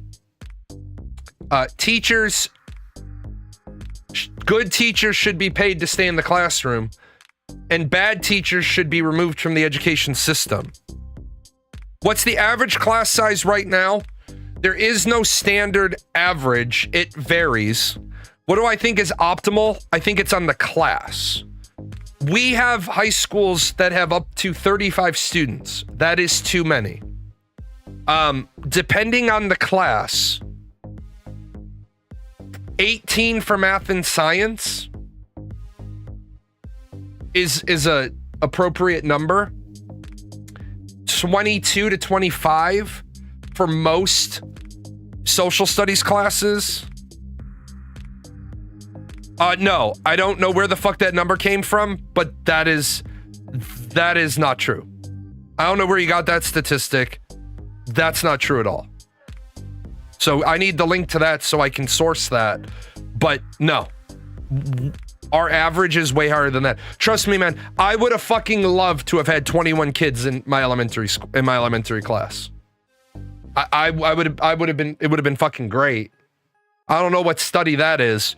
That must be a study that extrapolated, because I've never seen, in all my years of teaching and all my years of having kids in school in Illinois, Kansas, and Ohio, I've never, ever had my kids only have 20 classmates in elementary school.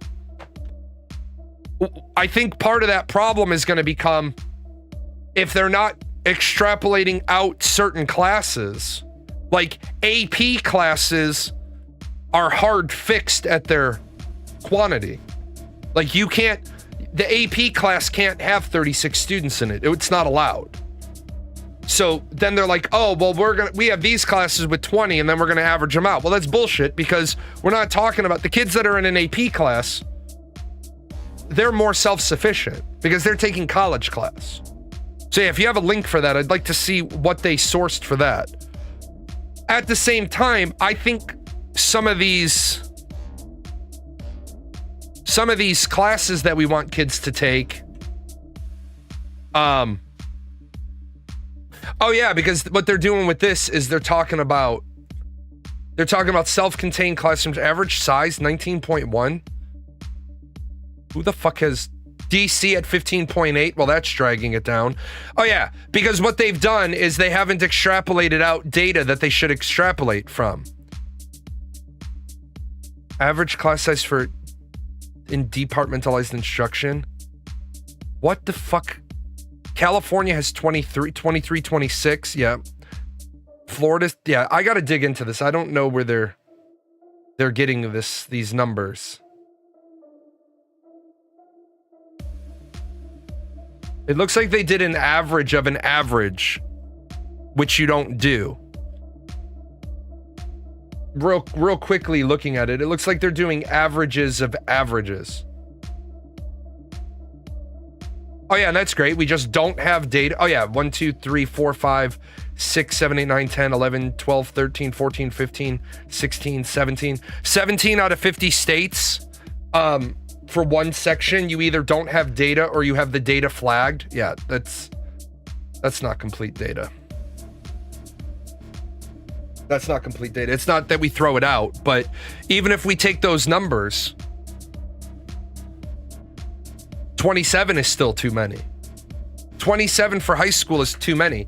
18 is probably good for bio and science. Or I'm sorry, science and math, especially biology, because you do your dissection, especially chemistry, because you're doing your experiments. You want to have, you know,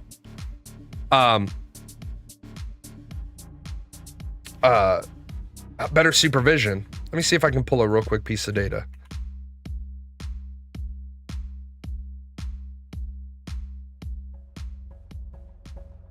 Okay, so let me go back to what you had up. So Illinois, let me grab this. So here's where we're going to run into a problem with the data, because this chart says Illinois is 21 to 18 for elementary school, and Chicago has 27 to 29 in primary grades. So Illinois is 18 and 18, 17 and 21, but 27 to 29 and 30 to 32 for intermediate and upper grades. Illinois is saying 11 people in secondary high school. There's no way. So I'd have to see what fucking numbers they did, but I'm looking at Chicago's sizes. Chicago's maximum is 28. Chicago has a maximum of 28, and this study is saying 18. Yeah, there's something wrong there. The other problem that we have to look at is when you pull national statistics, you take a town that only has 300 kids in the whole school district. Well, we shouldn't include that number because there's only 300 kids in the entirety of the school. That school should be brought out as a breakout. The number should be, we need better numbers. The number of students in schools in Illinois in towns of above 250,000, of 249 to 100,000, of 100,000 to 25,000, 25 to 10,000, and less than 10,000. Like, oddly enough, my town is less than 10,000, but we have 2,500 kids in the school district. Those numbers are warped. Off topic, but there's a post going around saying there was a 0-10 Metacritic review because Crimson Desert didn't have an LGBT representation. I go to Metacritic, and after scrubbing the page, no such review exists. Right, and right now, what I'm seeing right now is, remember I said about a year ago, and I got some hate for it? I said let me get the whole acronym because I like to be...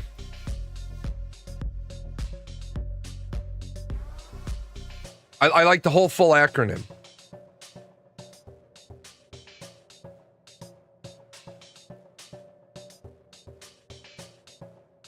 Okay, guys, I'm not making this up, so you're gonna have to give me a minute. Actually, I'm going to do this. I'm going so that it's not my shitty handwriting on the board. This is one of the full acronyms.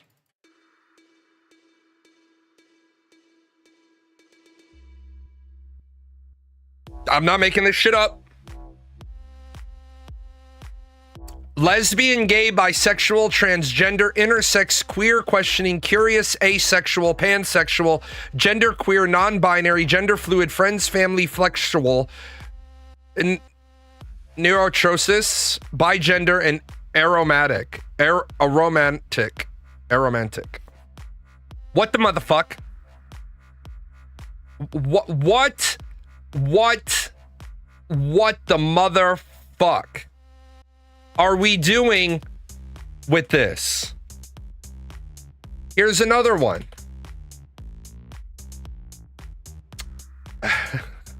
Lesbian, gay, bisexual, transgender, queer, questioning, intersex, pansexual, two-spirit, asexual, and allies. It's on this one. Yeah, the first one's prejudice. They left out the two-spirit people. Here's what's happening now. Here's what's happening. And I told you this was going to happen. Because you can't put all these people into one group. You can't put them all into one. You can't. You cannot put all these people into one organization, because, and I don't even know where to fucking start here, but okay, this is your sexual orientation.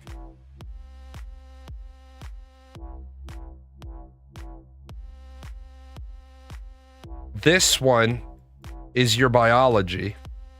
This one is your gender identity. This is your gender identity. This can be either. So, no,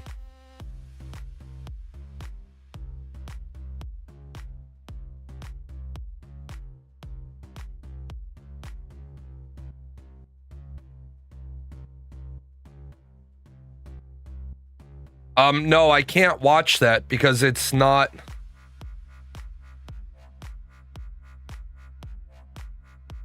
That's not an official DoD Army ad. So, no, I can't show that. I don't show propaganda on my channel. No, it's not a Go Army ad. I literally just looked at it. It's not a Go Army ad. It's that is a Go Army YouTube channel, but that's not the Department of Defense's Go Army channel. Let me check, because it doesn't look like it's the official one. Hold on.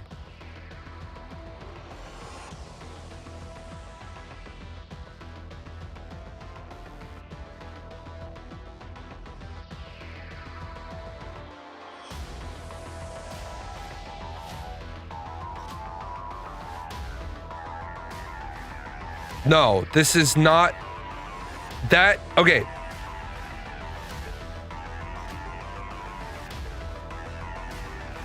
Yeah, that is neither the U.S. Army Special Operations Force YouTube channel, nor is it the official Go Army channel. It is tied to Army recruiting, marketing for special ops, but it's not the primary official channel. So it's Army affiliated, but I can't guarantee that it's been run through public affairs. And then I can't watch it blind because I don't show propaganda that I haven't. Yeah, that's what I saw as well. It's not. It has a Gmail account, which generally lets me know that we don't use Gmail accounts. So no, I can't show that. I'm willing to watch it. I'll dump it into my show prep folder, but I have to I won't show propaganda before I see it.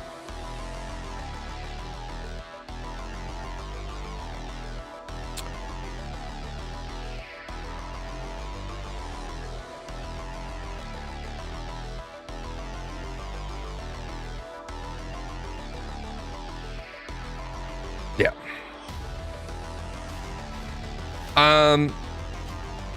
So you say, yeah, it might be, but I haven't seen it, so I can't show it unless I've seen it. You said you're trans and I pass and blend in society. No, you cannot. I have very different views than a lot of LGBT people. I accept reality. I know biologically I'm a guy, but I look like a girl. I blend in. Biological males identifying as women 100% have an advantage in sports. If I said that around LGBT people, I'd be burned at the stake. Right. And here's the problem. The gays and the lesbians and the bisexuals are leaving the LGBT plus community because they said, look, we don't know what the fuck you're trying to do anymore, but we got the lives we wanted. And now you're perverting that. Like, I'm all for having the conversation. But the problem is transgender people are either, I just want my equal rights and I want to be left the fuck alone and I want to be able to blend in. Or I want to make you play the fucking game. And then I'm like, okay, these people I can't tolerate. If you're not bothering me, I'm not bothering you. So they said trans women are women. I said, cool. If you want to say trans women are women, great. No problem. On dating apps, I just want them to add 2 categories for what you are. Well, I'm not going to identify that I'm trans because I've had my reassignment surgery. That's cool. But I want there to be a category of I'm a woman who was born a woman. I'm a woman who was born a man. I'm a man who was born a man. I'm a man who was born a woman. I can say it another way if that offends people. I want the vagina that I'm fucking to be al naturel, not reconstructed.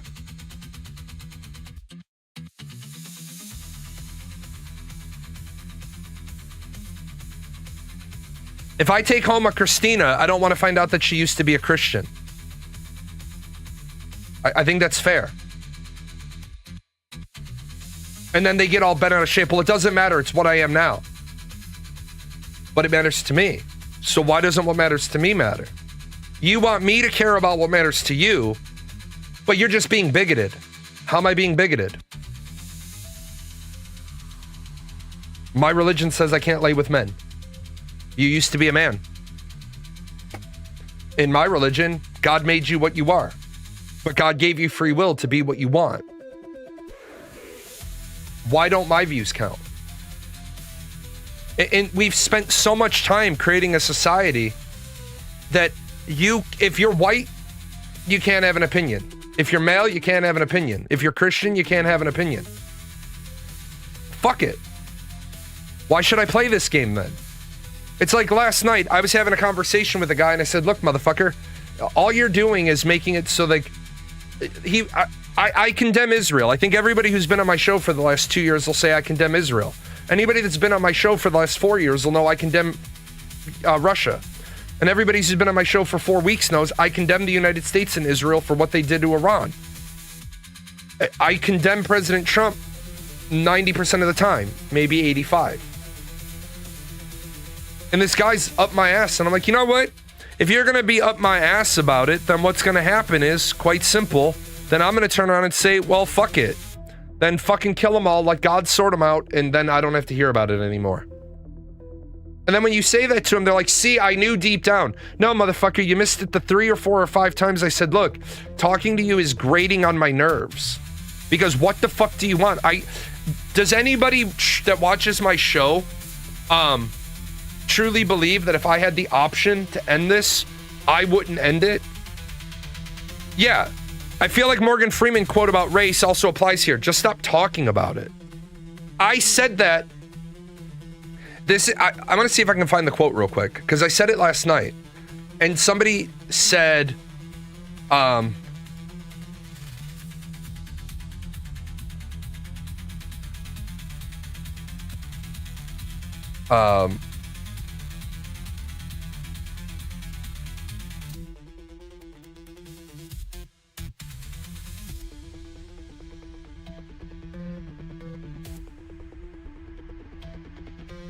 I love talking to gun nuts.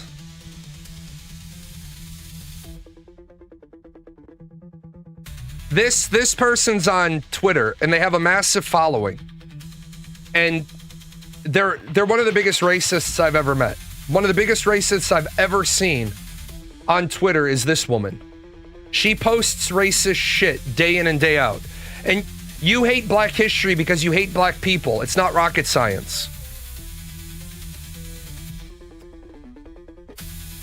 I hate Black history because Morgan Freeman taught me as a child that Black history is American history. He also told me that to stop racism, we stop talking about it. Yet, here you are, flapping those lips, not listening to a real Black leader. Morgan Freeman has valuable acting niche. His great wealth is based on universal appeal, neutrality. Why'd he say he prefers silence about racism? Selfishness? Pragmatism? What I do know is that his words give cover for anyone who won't fight systemic racism. What the motherfuck? Okay. What the motherfuck is systemic racism? What is systemic racism? What irritates me is that if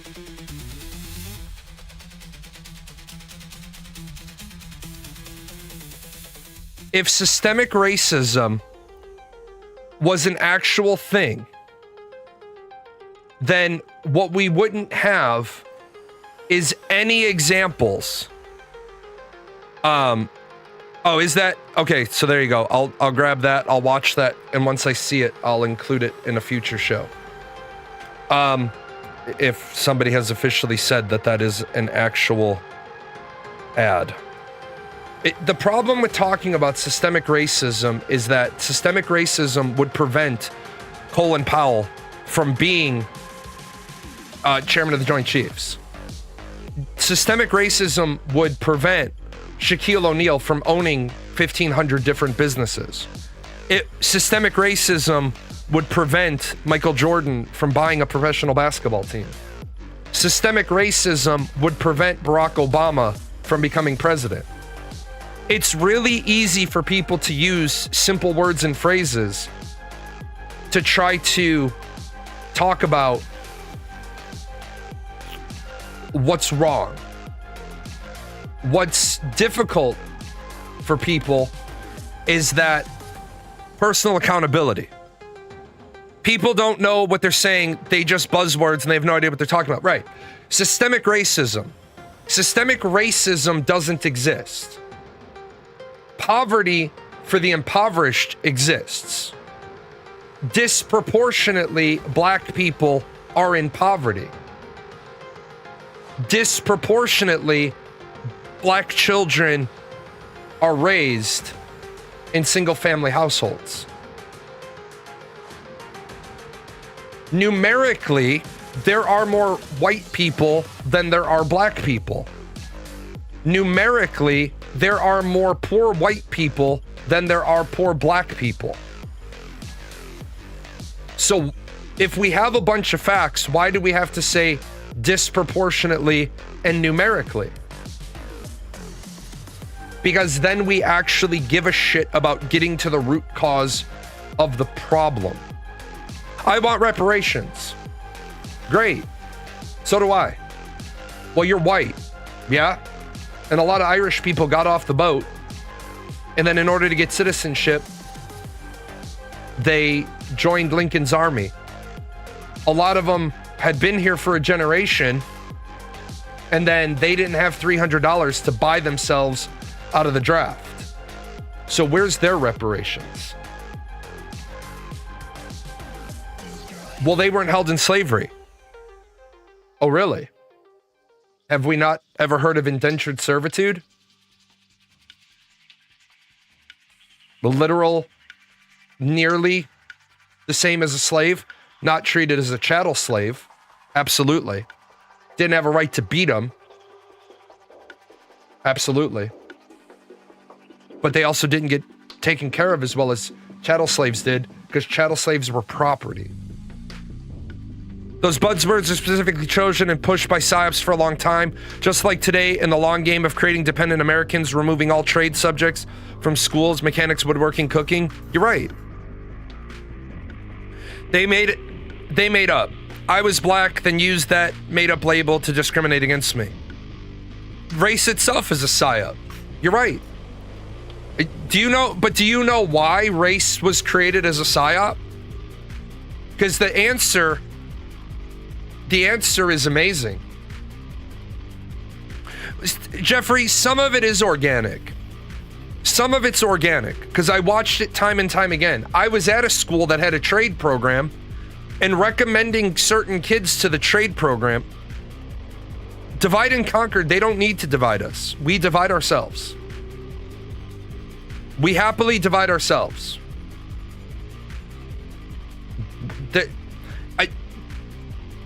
Here's the problem with large conspiracy theories. A large conspiracy theory revolves around the idea that a lot of people can keep their mouths shut. And we just know for a fact that's not true. Right. But Psy-War doesn't work on everybody. For example, race used to not exist. You had poor whites, indentured servants, and blacks fight together in Bacon's Rebellion. And they knew, the leadership knew, that there were more poor whites than they were rich whites. They were more black slaves than there were overseers. So what they did was, you had the free whites up here, and what they said was, we got to get this indentured servant, white immigrant, pig immigrant from Europe on a different tier than the black slaves. So what they did is they start telling the indentured servants, the pigs, you're better than the slaves. Because you have the potential to one day come up here. If you work hard, if you try hard, if you get your debt paid off, and then you're enterprising and you're entrepreneurial, you'll get up here. But those people, you don't want to associate with them because they can never rise. So be more like us. Be the us versus the them. White did exist during the Bacon Rebellion. White did exist. Did people not have this skin pigmentation? Also, what Salty Bread is saying is Europe had a level of discrimination.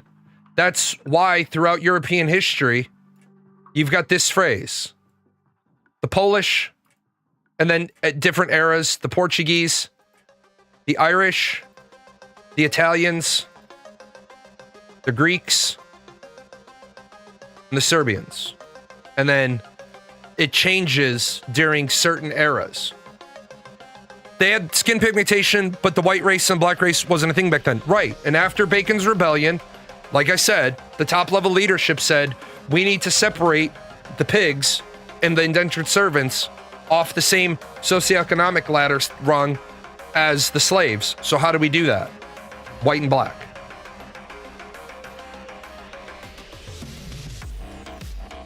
Because I can either be here or I can be here. Or if you create me this, I'm more likely to look at you because you've told me I have the opportunity to get up here. And you've told them they will never rise. This is an absolute ceiling. You will never rise because you are property. If I want to weaken my property, I get rid of their allies and I move them up to a newly created subdivision called white. When it's always been about this.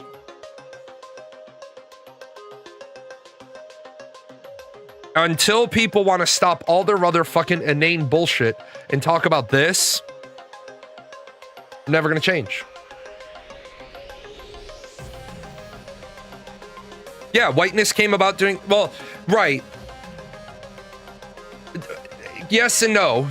It wasn't widespread, but the justification was, see, people have this belief that English and European slave traders went ashore, went into the jungle, captured whoever they could, and then put them on the boat. That's not what they did. They showed up to ports. and they loaded merchandise that was already there.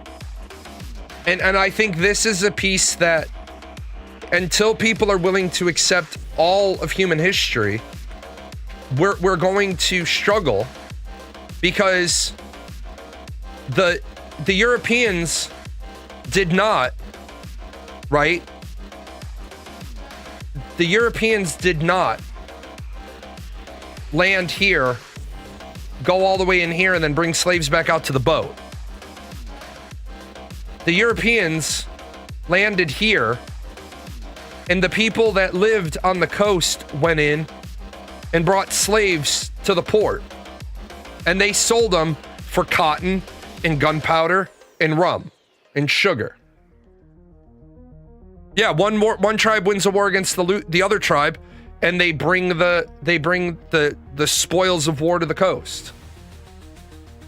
I'm not saying it makes it right, but what I'm saying is that if we're going to talk about the problem, we need to understand the problem all the way down. Slavery is fucking terrible. But there's been slaves on this planet since men created gods to forgive them for having slaves.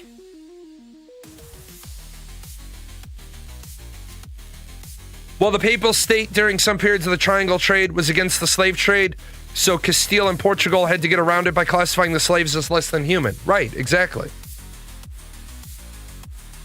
Now we're not dealing in slavery because they're lesser people. Doesn't make it right. I'm not saying it makes it right. See, the problem people have is when you try to have an intellectual conversation and people jump up and down on you because you're saying stuff, it requires you, like, I have a bunch of hate comments for the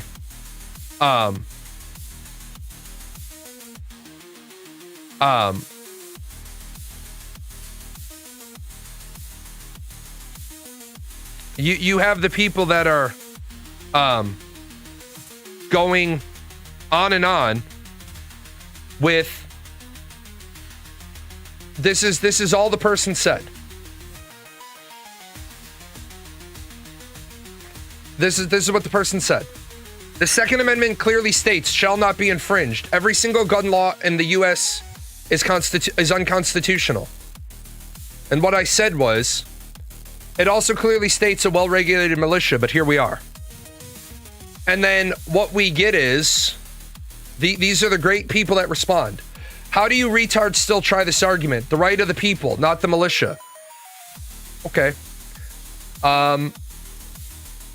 But again, I've already shown it. Right?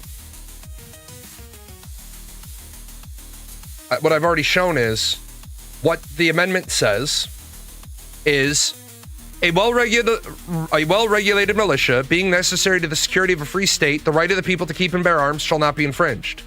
However, every citizen so enrolled shall maintain all of this stuff.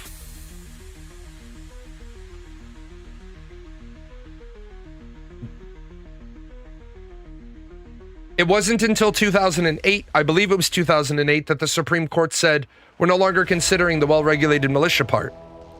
Don't tell me what the Constitution says. It says the right of the people to keep and bear arms. But nowhere in that does it say unregulated arms. Justification and uses of race, especially as black, is first shown in the Chronicle of Discovery and Conquest of Guinea. I've researched a lot around it, and the first time a written account uses black as equal to inferior, therefore to be conquered, the first pseudoscience shit came up with degeneration theory in from the 1760s. Oh no, you got to go further back than that. You got to go further back than that if you want to talk about inferior people, therefore to be conquered. Christopher Columbus and company were saying in Los Dios were simple people and should be conquered in the 1400s. The black became that notion, but that was also because people said stupid shit like, They're unsophisticated, they're uneducated, they're this or they're that or they're the other. But they forget that the most complete Bible that we have is an Ethiopian Bible that has 66 gospel or 88 gospels in it. But black people can't read. Yeah. Black specifically,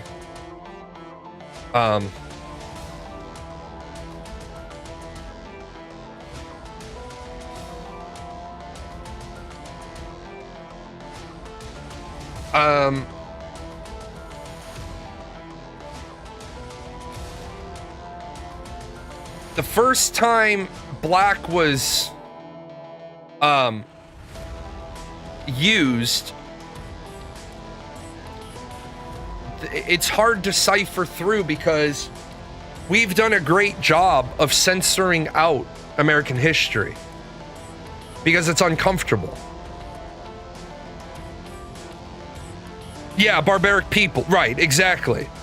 We make excuses, right? We make excuses for why we enslave people.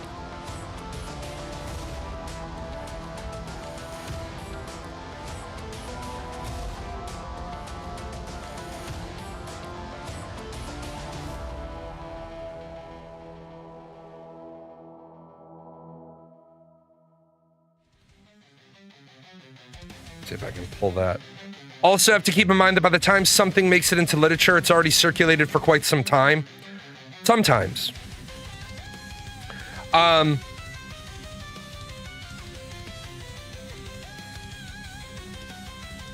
1640s is really, in the US, is because, and this is a piece that people forget. And again, it's so easy to forget American history.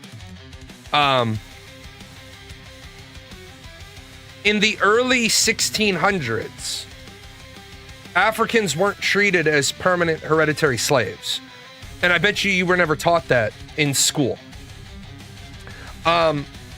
Some colonies treated Africans as servants, and they were treated like indentured servants, meaning they could potentially earn their freedom.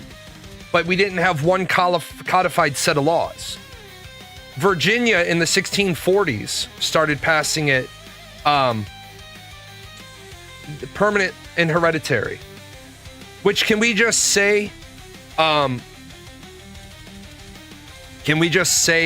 it's kind of fucked up that we suddenly decide that somebody's children are also going to be slaves.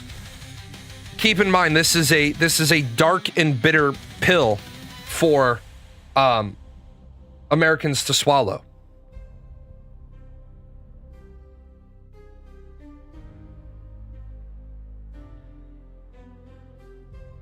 I think most people think everyone was racist back then, just in different degrees. Well, everyone was racist, but they were prejudicial.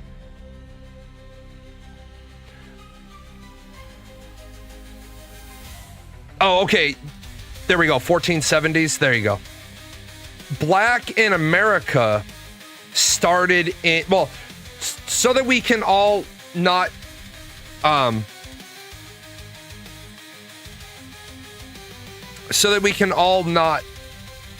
get all twisted. They were using the Spanish word for black to refer to them. They weren't using the English word for black. So when you see the Spanish word for black, or you see African, or you see servant, again, servant was one of those like prompt type words. This is my servant. This is my servant, plague doctor. Oh, what kind of servant is he? Oh, he's a slave. It was like that kind of prompt. Oh, that's like, you know, that's my indentured servant. No, you just said, this is my servant. It wasn't until the late 1600s that we started really embracing our total racism. And then after Bacon's Rebellion is where black got locked into slave status. But it's kind of funny that people will say, oh, we weren't calling them black. No, we were calling them the Spanish word for black. How is that any better? How does using a different language for the word black make it any better? Let's see what else we have. I'm gonna play this one. We talked about it a little bit. Breaking news, Russia just broke the oil blockade on Cuba. So yeah, Russia just delivered a humanitarian cargo of 100,000 tons of crude oil to Cuba, which is like 730,000 barrels of oil to Cuba. This is the first time any oil has reached Cuba in 3 months since the U.S. imposed an all-out oil blockade on Cuba. So the U.S. blockade can and must be broken. And so yeah, props to Russia. And this goes to show countries like Russia and China, because as we know, if you've been seeing my reporting a little earlier, China just delivered tons of rice to Cuba and fed like millions of people. So yeah, the U.S. does nothing. The U.S. and Israel, they do nothing but destroy and unalive people and make people's lives worse all around the world. So, first of all, you didn't break the fucking blockade. I want to say this as politely. No, I'm not even gonna fucking bother. If you think a fucking oil tanker is running a blockade, you have no idea how heavy an oil tanker is. Second of all, never, ever, ever report fucking oil in tons. Oil is reported in barrels. It doesn't matter that it's 100,000 tons. It's fucking barrels. You know, so because like Cuba, the country, you know, a country cannot survive. The infrastructure cannot function without oil. So when they imposed this oil blockade, they knew how devastating it was going to be with people that are in desperate need of food, infrastructure.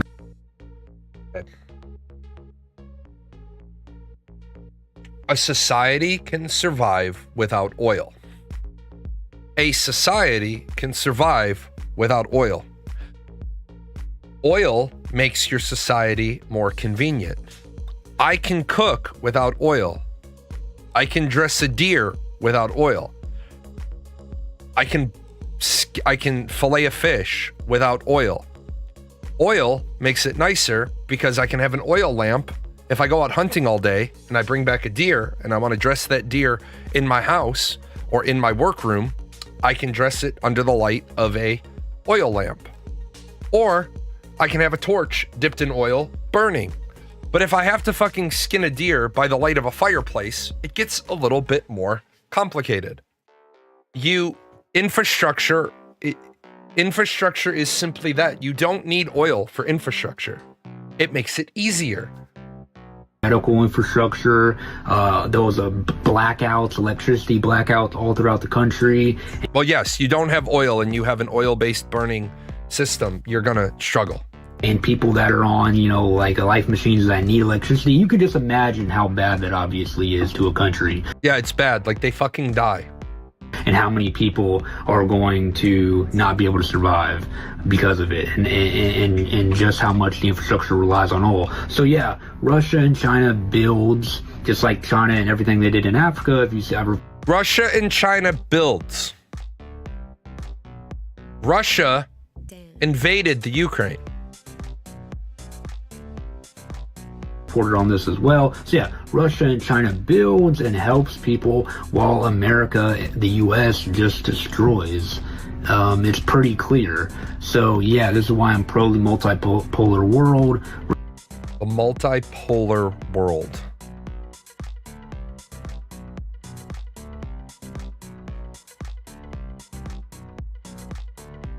The multipolar world is an international system where powers and influences are distributed among 3 or more major states or poles. Okay. How can you be pro multipolar world when... No, it's not fancy talk for communism. It's the conversation of if you have... So when we had the Cold War, you had 2 poles and neutrality. By the way, first world country did not mean affluent, and third world country didn't mean poverty stricken. First world country meant supported the United States. third world countries supported the USSR during the Cold War.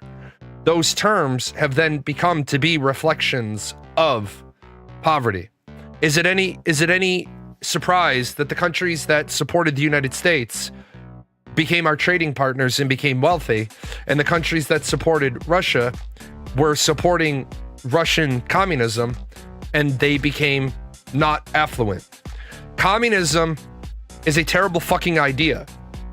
Communism will never work on a grand scale because communism requires everybody to be equal, except for the bourgeoisie that you have to seat above the top of people to make sure everyone stays equal.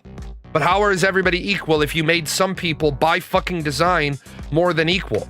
Well, in true communism, you wouldn't have a ruling party because suck a dick.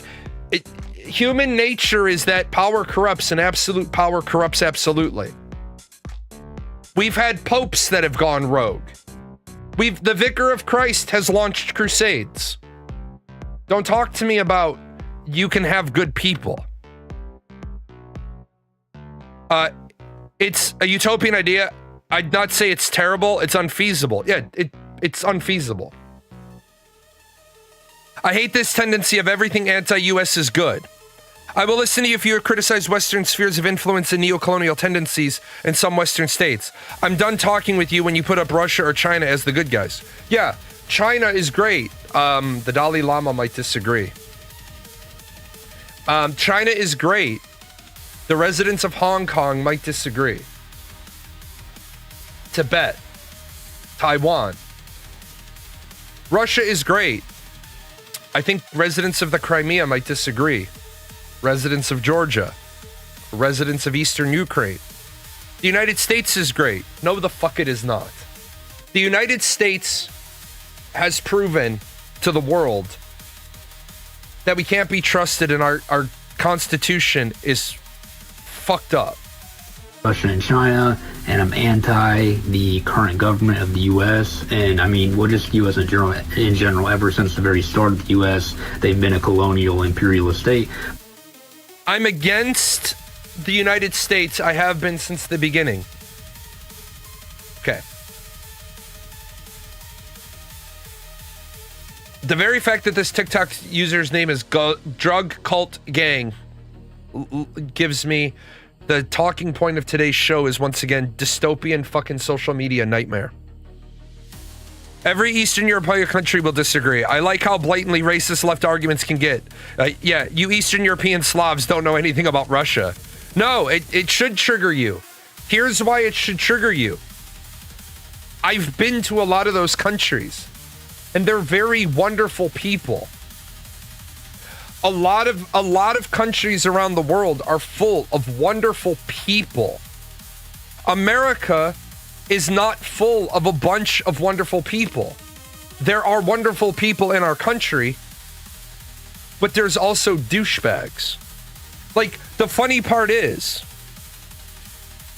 you want to talk about every gun law being unconstitutional, and I want to bring up the fact that the Second Amendment doesn't say what you think it does, but nowhere in there did I say I want to take away your guns. Anybody who comes along and asks me about gun control would know that I don't want to take away your guns. I want to maybe limit some guns that shouldn't be available to the public. Like, I don't want weapons that take 2 minutes in a $10 piece of aluminum to flip to be fully automatic to be legal. I would like safety precautions to be put in where you can't turn your weapon into a fully automatic weapon with a YouTube tutorial. I think that it is easy enough to deal with gun. You heard my thing on Monday.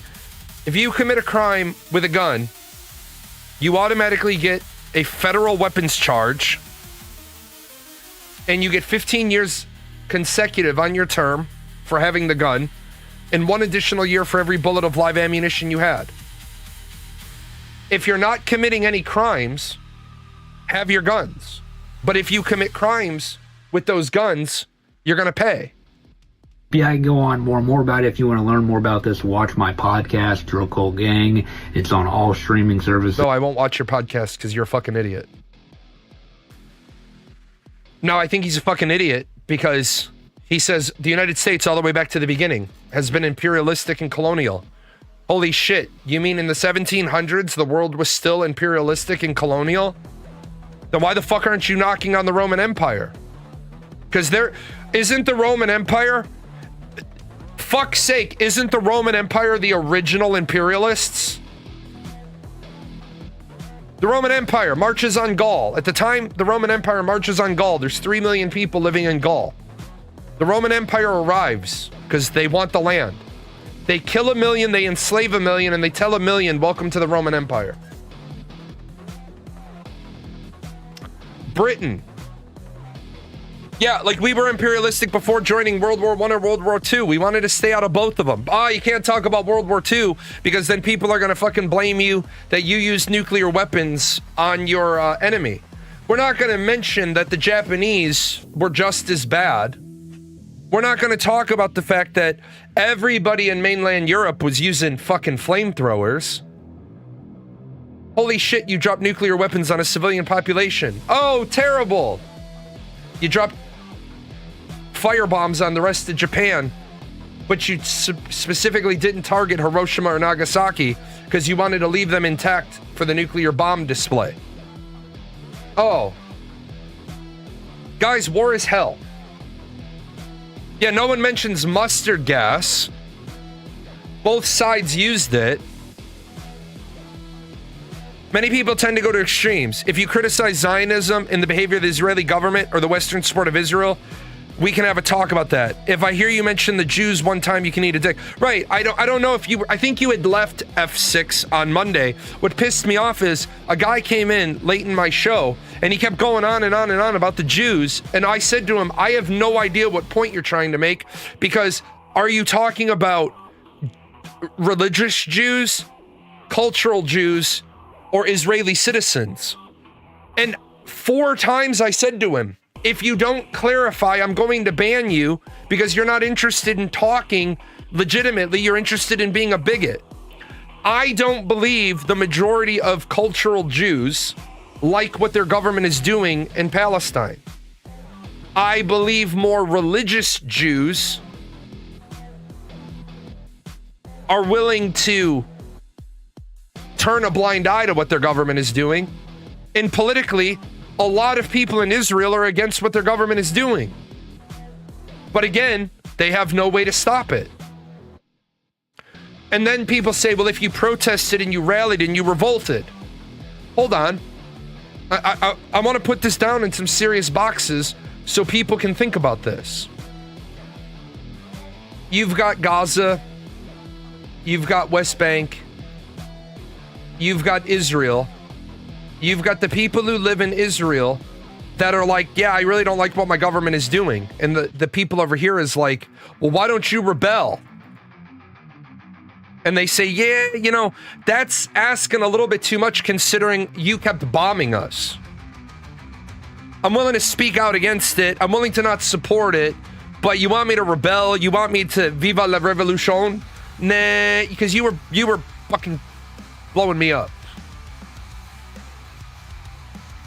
I'm sure a lot of the people in Israel are like, looking at their government like, did you really have to start like a 7th war? Think about it. Israel's bombing the Houthi rebels in Yemen, Hamas in Gaza Strip, Hezbollah in Lebanon, fucking with people in the West Bank, bombing places in Syria, Libya, and Iran. I want people to take a real close look at what Israel is doing with the very small military they have and understand what the motherfuck could happen if a crackhead gets in charge of the U.S. military. Look at what Donald Trump did. $400 billion? We got people to feed, houses to build, schools to build. Nah, we don't have money for food. We don't have money to fund the TSA. We don't have money for WIC. We don't have money for SNAP. We don't have money for rent assistance. We don't have money for college forgiveness. Order us up another 7,000 interceptors. We're going to need them. The United States approaching our allies, be like, hey, we need to buy back some of those Patriot missile battery systems. And they're like, no, we're not interested in selling. But we need them. We're not interested in selling. Because you've managed to kick off. Ladies and gentlemen, I would say it's a fair argument. We are now involved in a world war. Yeah, the American people are last. I don't know if you ever watched the movie with Chris Rock and let me see if I can find it real quick.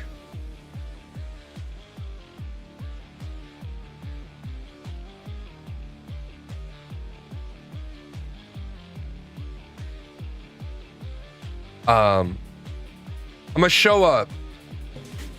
When I started my record label, a movie, the business side of things, because this is old. This is old Chris Rock, but this is good. Question is directed by coin flip to the Vice President. Vice President Lewis, what steps should be taken to limit our youth's access to violent materials? Our American children's futures are at stake here. Now, I say we need to study this issue and appropriate legislation that will return us to an America that we can be proud of.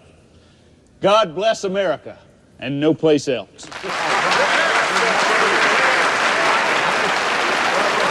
Alderman Gilliam, same question, please. How do we limit violent material? Turn it off. And if the kids cut it back on, knock them out. That's why I don't smoke. When I was a kid, my daddy caught me smoking, and he knocked me out. And to this day, I don't smoke. Not because I'm scared of cancer. I don't smoke because I think my dad's gonna walk through that door and knock me the hell out. Knock out your kids. It helps.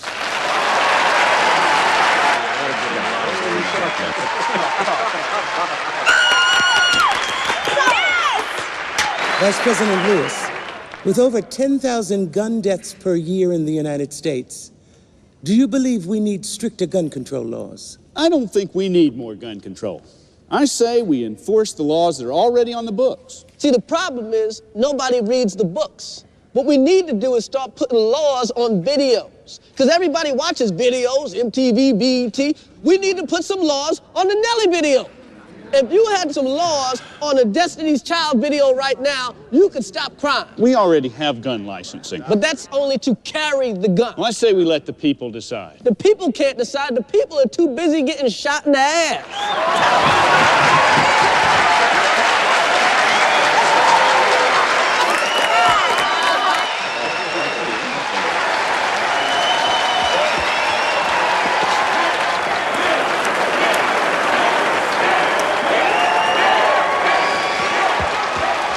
My brother.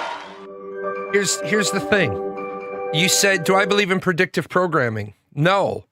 I believe that what's happening is the truth is stranger than fiction. So when you do a TV drama like The West Wing, or you do a movie like Head of State, and at the time of Head of State, my brain isn't always amazing, but they did another movie with Calvin Klein called Dave, right in that same era.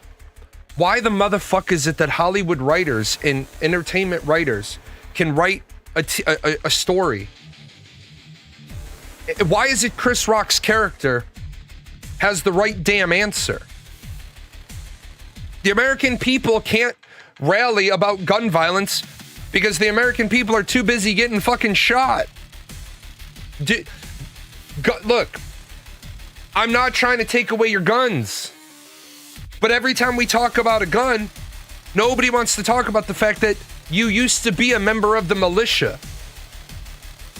And I don't know how much fucking plainer to make it to people that the founding fathers wrote.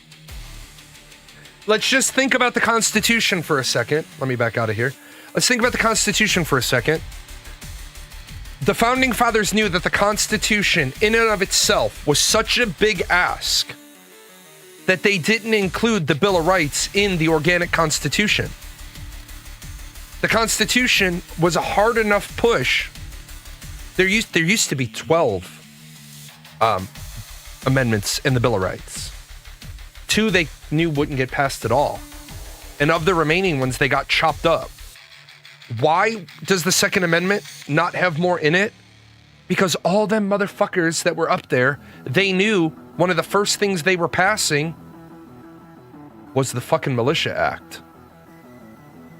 And the people that were there writing the Constitution, the people that were there drinking all day and fucking all night and working for 2 hours in the morning when Madison and Hamilton came back from the hotel with the day's revisions, they knew they weren't going to be able to get a Second Amendment passed if it talked about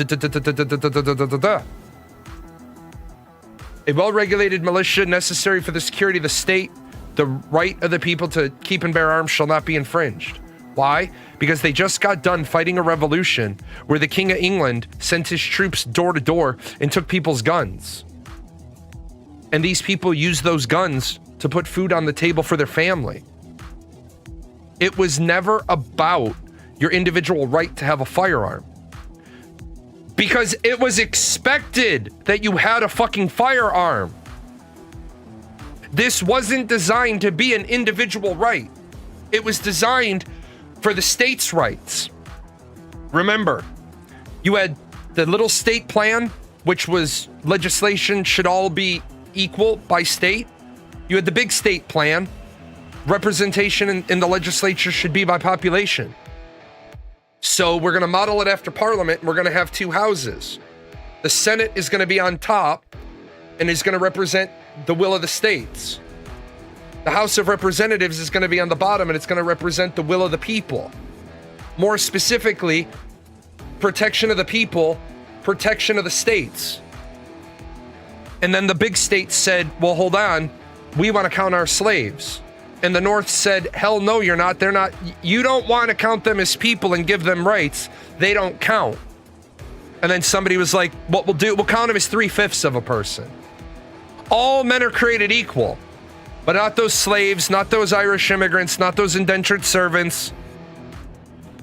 That just follows what I've been believing for the last 15 years, is that we are governed by a system for the 1800s, but live in the future. Yes, now you get it. Now you're on top of it. Now you're getting it. Now you realize why I'm so outraged all the time. Because you have dumb motherfuckers that'll say shit like the ignorant, uneducated founding fathers of this country. The ignorant, uneducated founding fathers of this country were fucking college educated. They went to the universities that we have. They taught at the universities that we have. They weren't uneducated. The sum of all human knowledge was smaller. Breaking news. Russia didn't do shit. Oh, I love this. I love that Donald Trump can't even remember what the fuck he says. Right?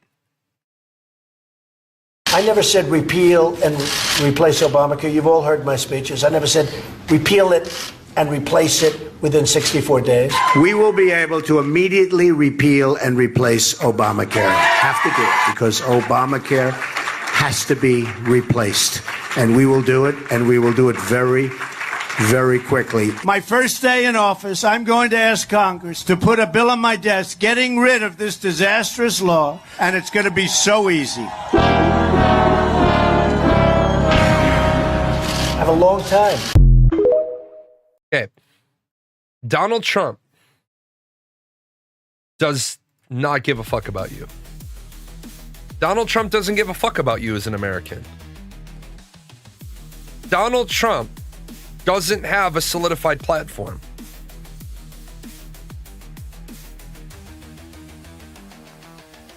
I'm telling you, this is not organic. This is very tactically done. He does not forget. No, it is very tactically done. But the problem is, too many members of MAGA willingly drop their pants, bend over the table, and spread their cheeks for daddy so daddy can fuck them in the ass.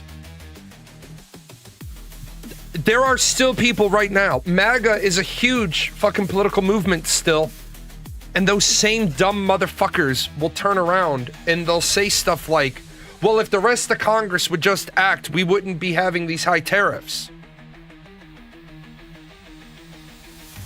What? What?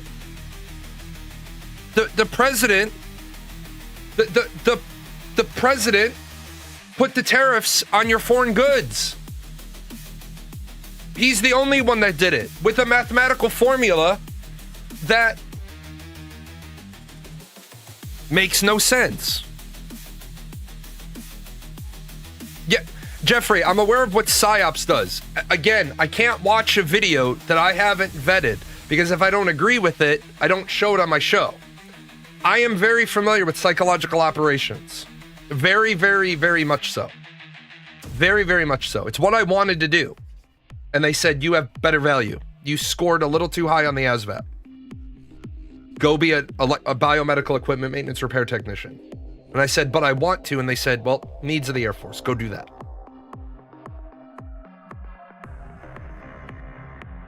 No, let me stop you there. Let me help you out with something. It's not something that has to be agreed with or not. It's what's being used against us. Let me stop you there. If I don't agree with it, then I'm not going to agree that it's being used against us.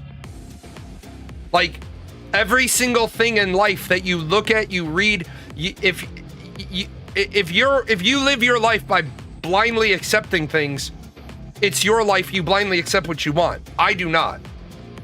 I read. I research. I look into it. I explore. I'm aware of psychological operations. It's very hard for the United States to engage in psychological operations against its own people. It's really easy to use psychological operations on people who don't challenge the status quo. It's very easy to use psychological operations on the simple-minded. If I don't agree with it, it's not being used against me. If I'm aware of PSYOP, and I know PSYOP is a theory, how does psychological operations impact a person like me who doesn't accept what I'm presented with and just gobble that shit up? If Donald Trump told me right now the sky was blue, I would still go check. It's getting used against the entire population. No, it's being employed against the entire population, and it's only affected against the uneducated and the ignorant. For example, Donald Trump says, I never said this, and yet you have video clips of him saying that. That's a psychological operation.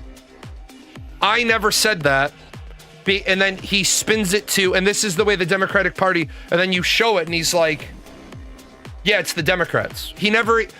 Donald Trump might as well be the Teflon man. It's just like the people, every time I correct somebody and they say, well, this is what the law says. And I'm like, nope, the law doesn't say that at all.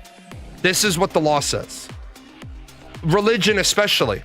The Bible doesn't say that. Here's what the Bible says. It's like the guy the other day went on this tirade that Jesus said, I come with a sword. Yeah, you have to go all the way down to the end of the Bible passages cannot be picked and chosen. Bible passage, that's why in the Catholic Church, I can't speak about much other places, the reading is the entire thing. You don't do a reading from, well, you do, some of the really long ones, but generally you don't do a reading out of the Bible that says, a reading from Matthew, verses 21 and 22. No, you generally read all of Matthew. And the reason you read all of Matthew is because you end up with this bullshit. And I'll show you a great example. And this is why social media it needs to be shut down. Because this douchebag says, hold on, I got to get the full Bible passage.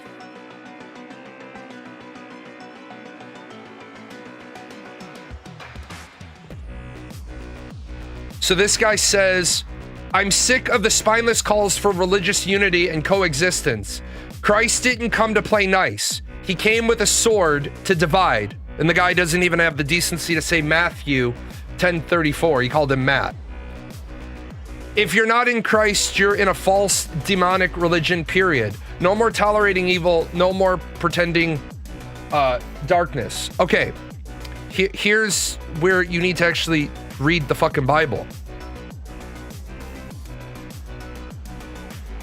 So what was his...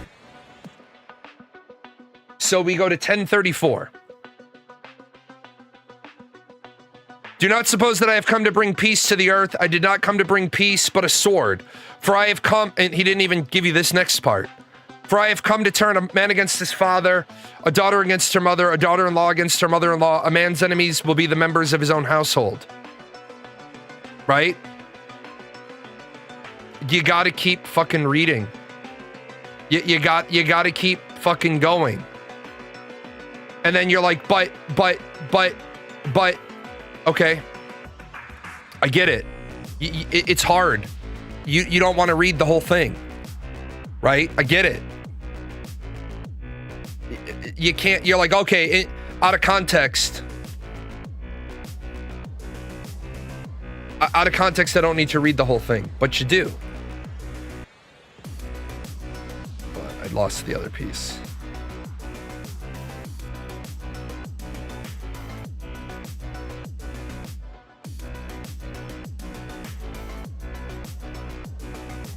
I'll do it this way then.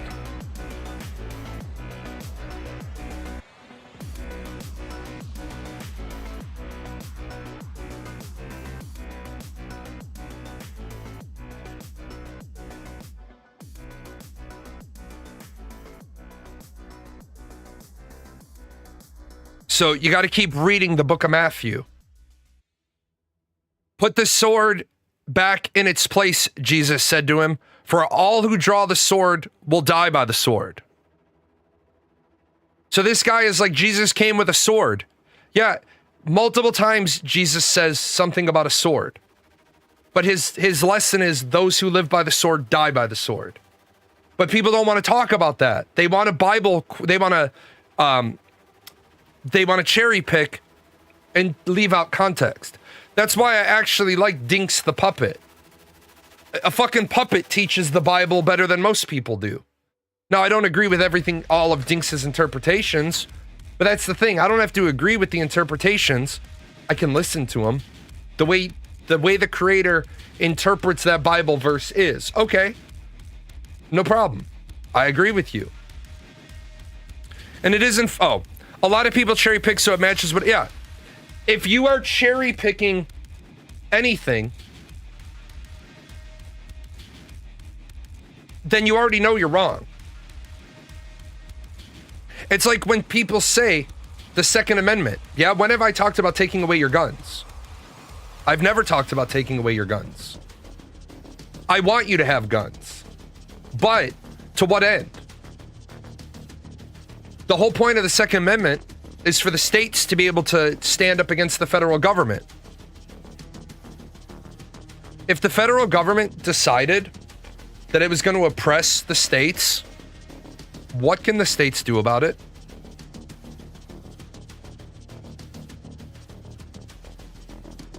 The federal government, assuming that other states didn't join in rebellion, the state of Illinois can't stand up to the federal government. The Illinois National Guard and Air National Guard can't stand up to the federal government. Well, they have jets and they have tanks and they have guns and they have military. Yeah? And where are they going to get resupply of missiles? Because all their shit is centralized. Hey, Illinois is in a state of rebellion. Take off their access to everything. Don't ship them any replacement parts. Great. Now the only armament you have is the armament you happen to have before the kickoff. It's a stupid fucking argument. But again, I'm not trying to take away your gun. I want you to have a gun. I just want there to be penalties. Well, penalties don't stop people from committing crimes. You're right. But we're not Minority Report, and we're not 1984, and we're not the thought police. I want you to think. If the shit you think is dumb, we need to look into why you're so dumb. I never said repeal. I never said. Yeah, that's right. You never said. What's this one? So my interview for Starbucks. Different topic, but it's relevant. So many young people, so many out of work people are saying, I can't get a job. Well, let's listen to this guy, why he can't get a job. So my interview for Starbucks was at 2 o'clock. It is now 2:03, and I'm back in the car. Starbucks has a corporate policy where you can't have face tattoos. Not even if I wore makeup. I asked them about that. I feel a little defeated, I gotta be honest with you. It's been 5 months since I worked, and I've been going on interviews, and I have been applying to everything, and I was hopeful about this one because I thought Starbucks was like a cool company that really didn't mind about things like that. But it is what it is. So this just happened. I'm still feeling the kick in the dick from what just happened. But, I'm going to get employed at the job that is right for me when the time is right.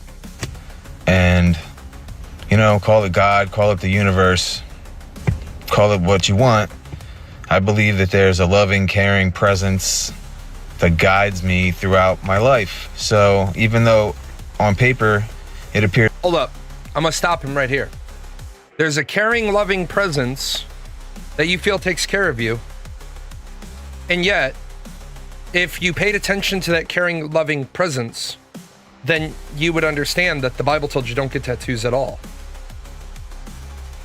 It's like I needed to start working yesterday, a long time ago. God, the universe has other plans. So I just need to keep my eyes and ears open and keep doing the same thing I've been doing. And the right employment will come. I have to believe that. Because what's the alternative? Give up? I'm not going to give up.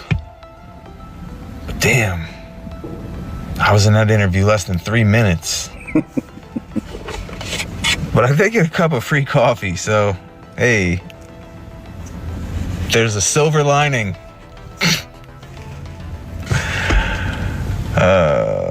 Talk to you soon. Deuces. I'm glad that he got the right attitude.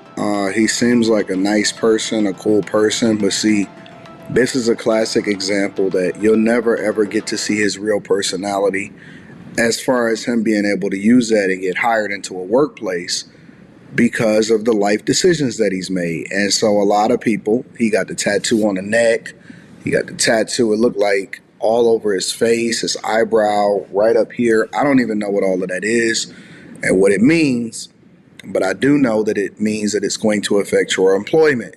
And this is a debate that is long-standing, but the people that are actually in the paint are the ones that are suffering from it. And I'm glad that we have these examples to use so that you can make better life decisions. On the Millionaire Morning Show, when I used to let people come up there and have conversations and ask me questions or debate with me about certain topics, a lot of times people would come up there and one of the things that they would always be on me for is this viral video where I basically told a guy that if he wanted to level up in corporate America, now it was his choice, right? Obviously, he was going to make a decision for his family, and he was saying that he had a wife and, and all of this stuff, and he wanted to. Okay, so I saw a lot of comments on that video where it said, well, that's discrimination. No, it's not. It is not discrimination. Our corporate policy is that you may not have visible tattoos. Then nobody can have visible tattoos. As long as it was in the handbook when you interviewed that you can't have visible tattoos. You can have tattoos that can't be visible. Why are my tats on my shoulder for my kids and then my arms? Because I can cover my tattoos with, it takes two of the thick bandages on each one to cover them.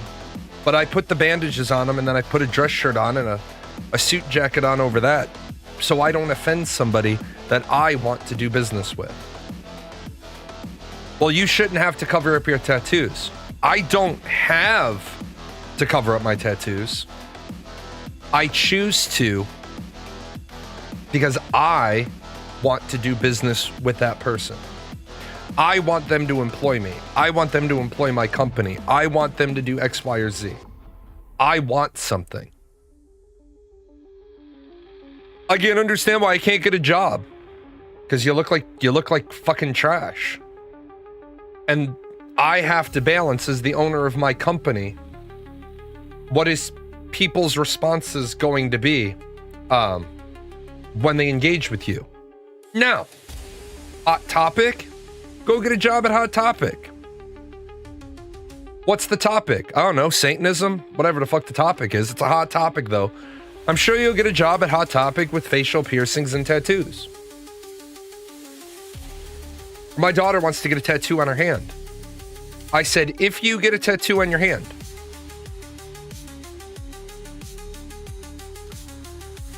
I will no longer be supporting you. Why? Because if your disability bid goes sideways, you're gonna have to get a fucking job. If you put a tattoo on your hand, you might not be able to get a job. Again, do whatever you want with your life. I'm not trying to tell you how to run your life. But what I am saying is that guy hasn't worked in 5 months. That guy doesn't look like the kind of guy that can go 5 months without work. He even said it. I needed to be working like yesterday. Well, if we know for a fact that life is rough, if we know for a fact that people are struggling, why are you stacking the deck against you? Why not stack the deck in your favor? Why make shit worse for yourself? Like right now, don't go to college. I never thought I would get to an era of saying this. The average person should not be going to college. Because right now, you're going to pay way too much for a college degree that you might not ever actually need. But I know I want to be a doctor. You're certain? Yeah. Sure? Yeah. 100%? Yeah. Go to college. But you said don't. Yeah, but you convinced me. I want to be a lawyer. Sure? Yeah. Good? Yeah. Great. Go to college. I don't know if I have the video of the girl who has the degree in history.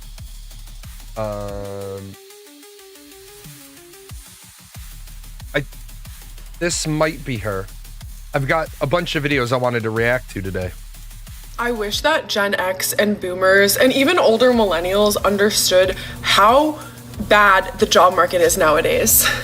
Like, it's even difficult for kids with degrees from Ivy Leagues to get a good job, at least when it comes to white-collar jobs. Okay.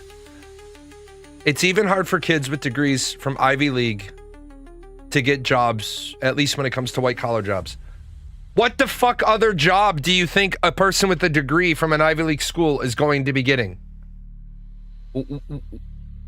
What person is the person going to get a degree in fucking woodworking from Harvard? I don't think so.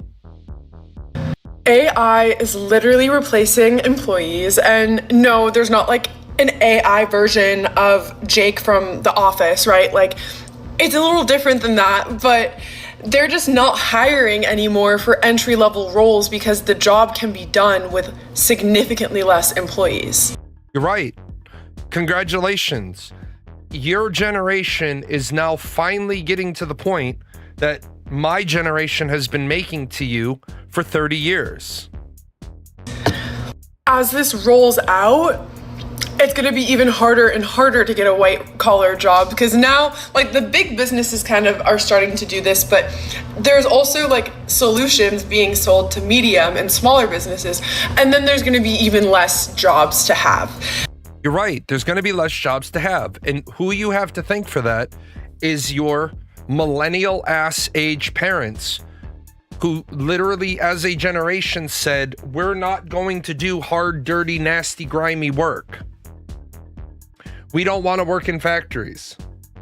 We don't want to work in factories. We don't want to work on assembly lines.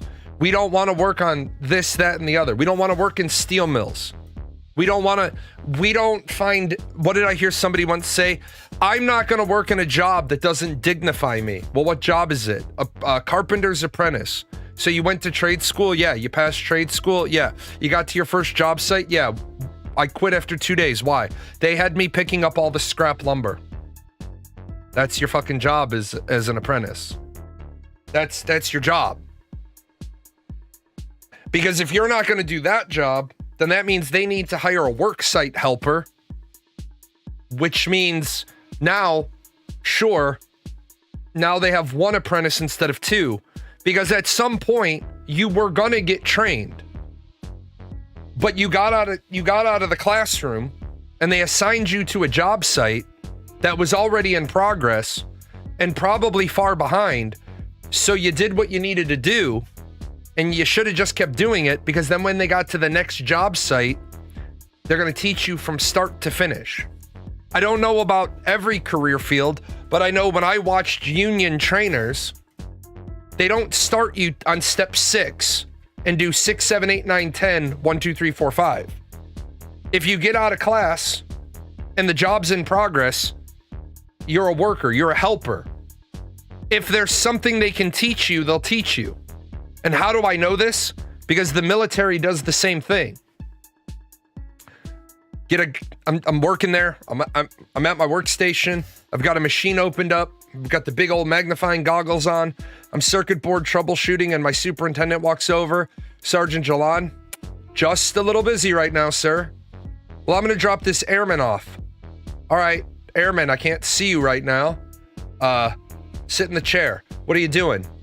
I'm working and you're sitting in the chair. When I finish that, clean my hands off. Hi, I'm Sergeant Jalan. I'm going to be your trainer. I can't stop what I'm doing. I'm in the middle of doing something.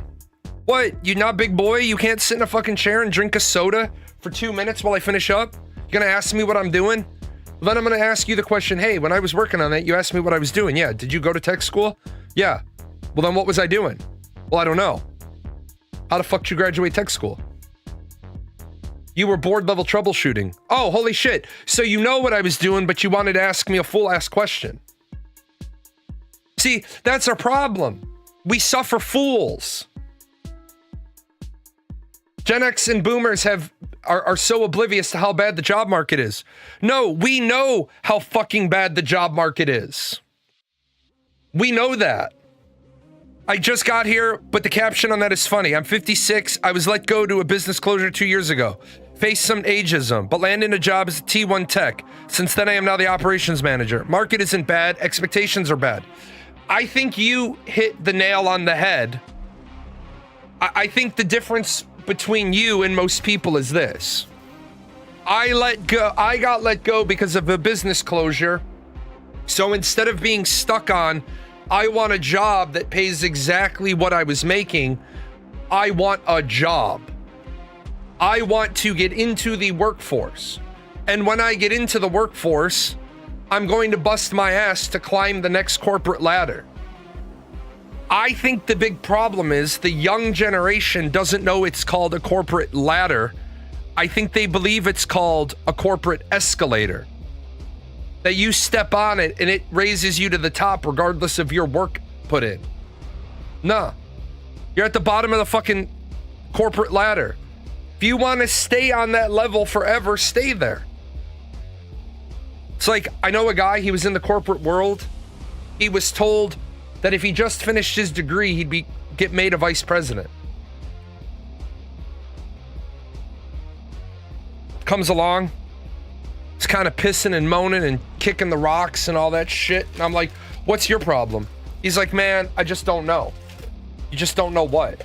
I have 2 classes left to take to finish my degree. Okay. I just don't know if I want to, I don't know if it's worth it to work that hard. Are you fucking stupid? This is my friend. What? Finish your fucking degree. If they've already told you they want to promote you, but they have a corporate policy that vice president and above have to have a college degree, it's going to take you 8 to 16 weeks to finish the college degree. Go fucking register for the 2 classes you need right now. Tell your boss you've registered for the classes. Bang out the fucking classes and then take the damn promotion. Well, I just don't know if it's worth it. Does it pay more? Yeah. But I don't know if it's worth taking the 2 classes. And then I said, you know what, man? I gotta go. Why? I'm questioning the company I keep. You have the opportunity to move up a significant amount of money and to finish your degree. Well, what you've just basically done is said to the company, fuck you. You're pulling out the chair for me. You're literally pulling out the chair for my promotion, and I don't want to seize it. I can't. I can't with those people. I wish that. I just cannot with those people at all. What's this person? This person has it's so simple. If we all just started our own small businesses and dedicated to only shop at each other's small businesses, we could turn this shit around real fucking quick. No, we couldn't. No, we couldn't. We had small businesses. I'm old enough, I know, and I'm not making this shit up. I know some of you young people are like, you're making this up. I'm not making this up.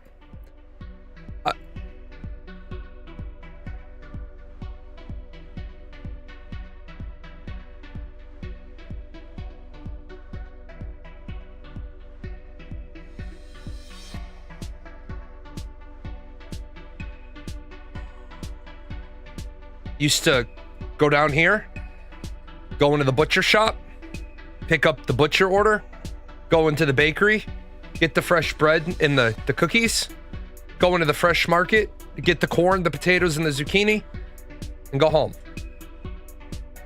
Big dinosaur head. We had butcher shops, baker shops, and markets. We had the butcher, the baker, and the market. The butcher, the baker, the candlestick maker, but the butcher, the baker, and the market. But why'd we get rid of them? Because somebody created this thing called a supermarket. So now you go to one place and you get everything. So what happens to the butcher shop? It closes. What happens to the bakery? It closes. What happens to the little small market? It closes. So now what? Maybe there's a farmer's market, but you're at the mercy of the supermarket. Anybody besides me and grumpy old man old enough, and Sean old enough to remember Farm Wars, the pharmacy, and more? It's literally what we had. Far more. Pharmacy and more. When you have a national store, they can buy things at bulk and the price per item goes down. Period. You want to, if we all opened small businesses and we all supported each other, we could turn this around. What? Until people realize they'd have to pay more? You've had the option to pay more for years. Why does Ace Hardware not have as many stores anymore? Yeah, the corner pharmacy that also used to serve sodas. We had Ace Hardwares. If you haven't been blessed enough to go into an Ace Hardware, the guys at the Ace Hardware were usually retired military civil engineering guys, or they were retired tradesmen who just wanted additional money. They wanted to keep working. I bought a fixer-upper home. I loved the Ace Hardware that was like 8 blocks from my house. A couple of times, the guy would laugh and he'd be like, just give me your address. I'll stop by after work. I'm off at 3. The guy would pop over to the house. Yeah, they used to be experts who wanted to help and make a couple extra bucks. Ace Hardware used to be like, when you would call them, you'd be like, yeah, I need my sewer line rotted out. They'll be like, well, it's $25 if you want to rent the rotter, or it's $40 if we come out and do it for you. Yeah, you guys can just come out and do it for me. Yeah, we'll be there in like 20 minutes. Because they were your local store. Now you call, because we've gotten rid of all the local shit and we've replaced it with big corporate. Now you have Roto-Rooter or the big commercialized plumbing companies come out and you're paying them $300. Yeah, you used to have a couple of junior high school students there, but they usually did stocking and cashiering, which freed up the experts to help you. But now we live in the fucking country where people will ask, where's the left-handed light switch? You're just like, if we all just... I give up. I give all the way up. What was this person's ridiculous shit? Here's the argument. The WNBA doesn't make as much as the NBA, so the athletes shouldn't get paid as much. You're right. The WNBA does not make as much money as the NBA, so the athletes shouldn't be paid as much. Absolutely fucking true. Because if you get paid of a percentage of profits, what there needs to be is profits. The whole they don't generate as much revenue argument ignores how revenue is collected to begin with. No, it doesn't. It doesn't ignore how revenue is collected in the first place, and you're about to make a giant ass out of yourself. Revenue is collected by somebody comes and buys a ticket, and I collect revenue. WNBA operates at a loss. They don't even operate at cost. They operate at a loss. They operate with an NBA subsidy. The NBA has had decades of investment, marketing, media, cultural and societal backing, and the WNBA hasn't been given that same exposure. Well, fucking shit. The WNBA hasn't been given that same exposure because as soon as there was a player worth a shit to watch, Caitlin Clark, the NBA started selling out fucking arenas. But then Caitlin Clark got hurt. When Caitlin Clark was supposed to go to play the Chicago Sky from the Indiana Fever, they changed the venue to a larger venue because they knew they would sell out with Caitlin Clark going in Chicago. And what happened was when Caitlin Clark got hurt and wasn't going to play against the Chicago Sky, people asked for refunds. They didn't buy tickets to see Angela Reese or the Chicago Sky. People bought tickets to see Caitlin Clark. So stop this fucking bullshit argument. This is a fucking bullshit argument. Hasn't had the opportunity. Hasn't had the same level of promotion, of airtime even. So yeah, the numbers, the revenue, it's not going to be equal right now. You see, you can't underinvest in something and then use its lower return to justify continuing to undervalue it. Also, historically, WNBA players, until recently, have received a small, pretty comical percentage of league revenue compared to the NBA. No, they haven't. You're fucking wrong. The WNBA players get a larger percentage than the NBA players. The problem is you're dividing out 6% of 6 million versus 3% of 60 billion. Yeah, the WNBA players get a higher percentage because that's the only way they can make money. The WNBA has been in existence since April 24th, 1996. Since 96, the WNBA has been in existence since I was in high school. No, we didn't play with peach baskets. Just also another example of the pay wage gap between men and women in sport. No, it's not. Why does the U.S. female soccer team not draw as much money as the men's soccer team? Because the women's soccer teams in America are routinely beaten by high school varsity boys. Because it's not that exciting to watch. But here's the bigger problem.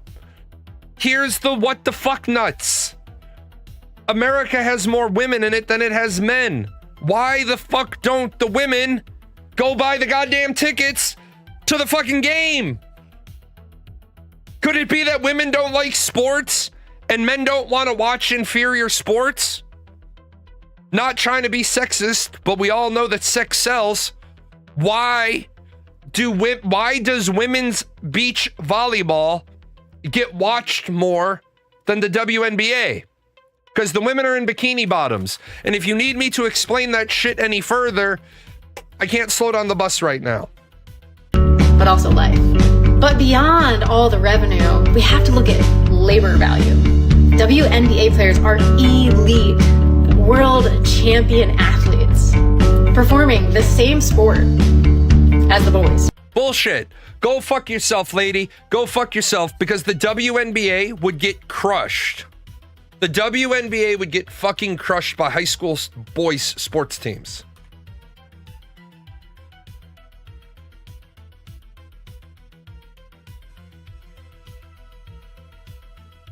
The thing is that if you want to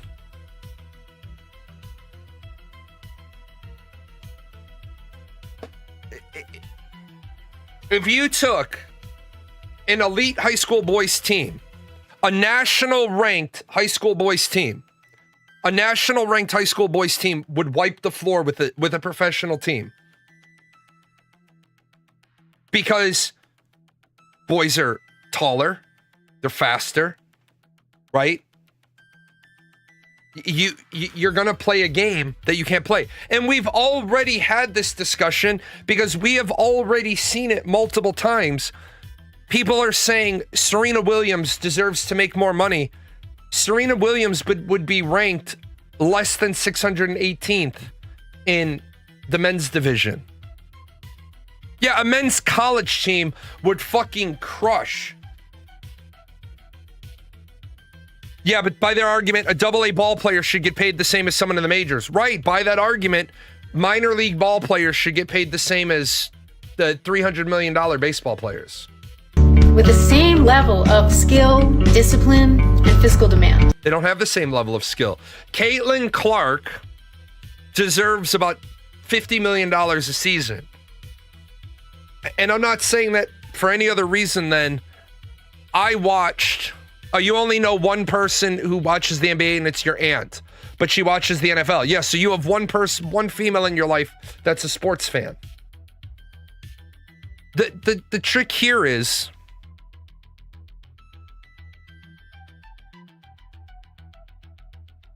yeah, WNBA players wouldn't beat a nationally ranked senior high school male team. Yeah, Serena Williams said she would refuse to play in men's tennis because she would get destroyed. Not to mention, some of them might be out there creating the next generation of WNBA or NBA players because that's what women do. We create. We give birth to. We inspire. So the gap isn't about effort, talent. It's about how systems have chosen historically to prioritize and market men's sports. They prioritize and market men's sports because women don't watch women's sports. Women don't watch women's sports. And men don't want to watch women's sports either. Some men do. Some men do. But this is the fucking bullshit. People don't even want to... like, she's not even factually correct. So why do we have to continue living in a society where people just make up the narrative? Like, ready? Danica Patrick. We're going to revolutionize NASCAR racing because we're going to bring Danica Patrick in. Okay.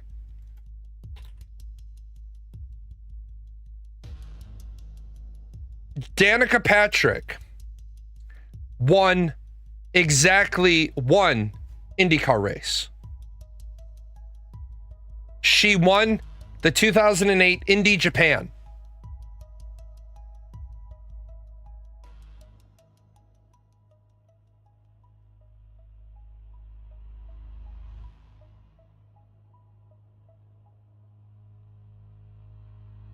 Danica Patrick was in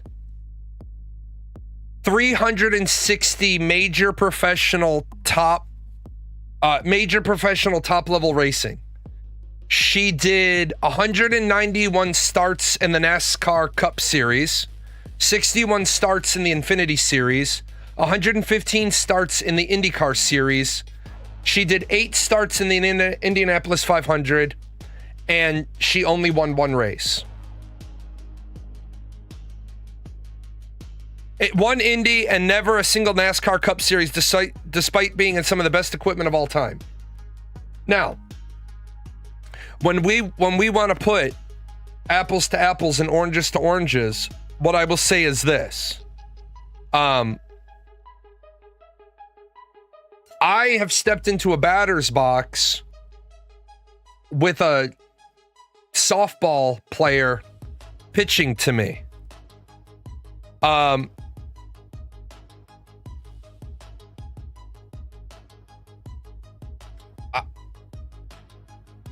I couldn't hit the ball because it's a different sport. But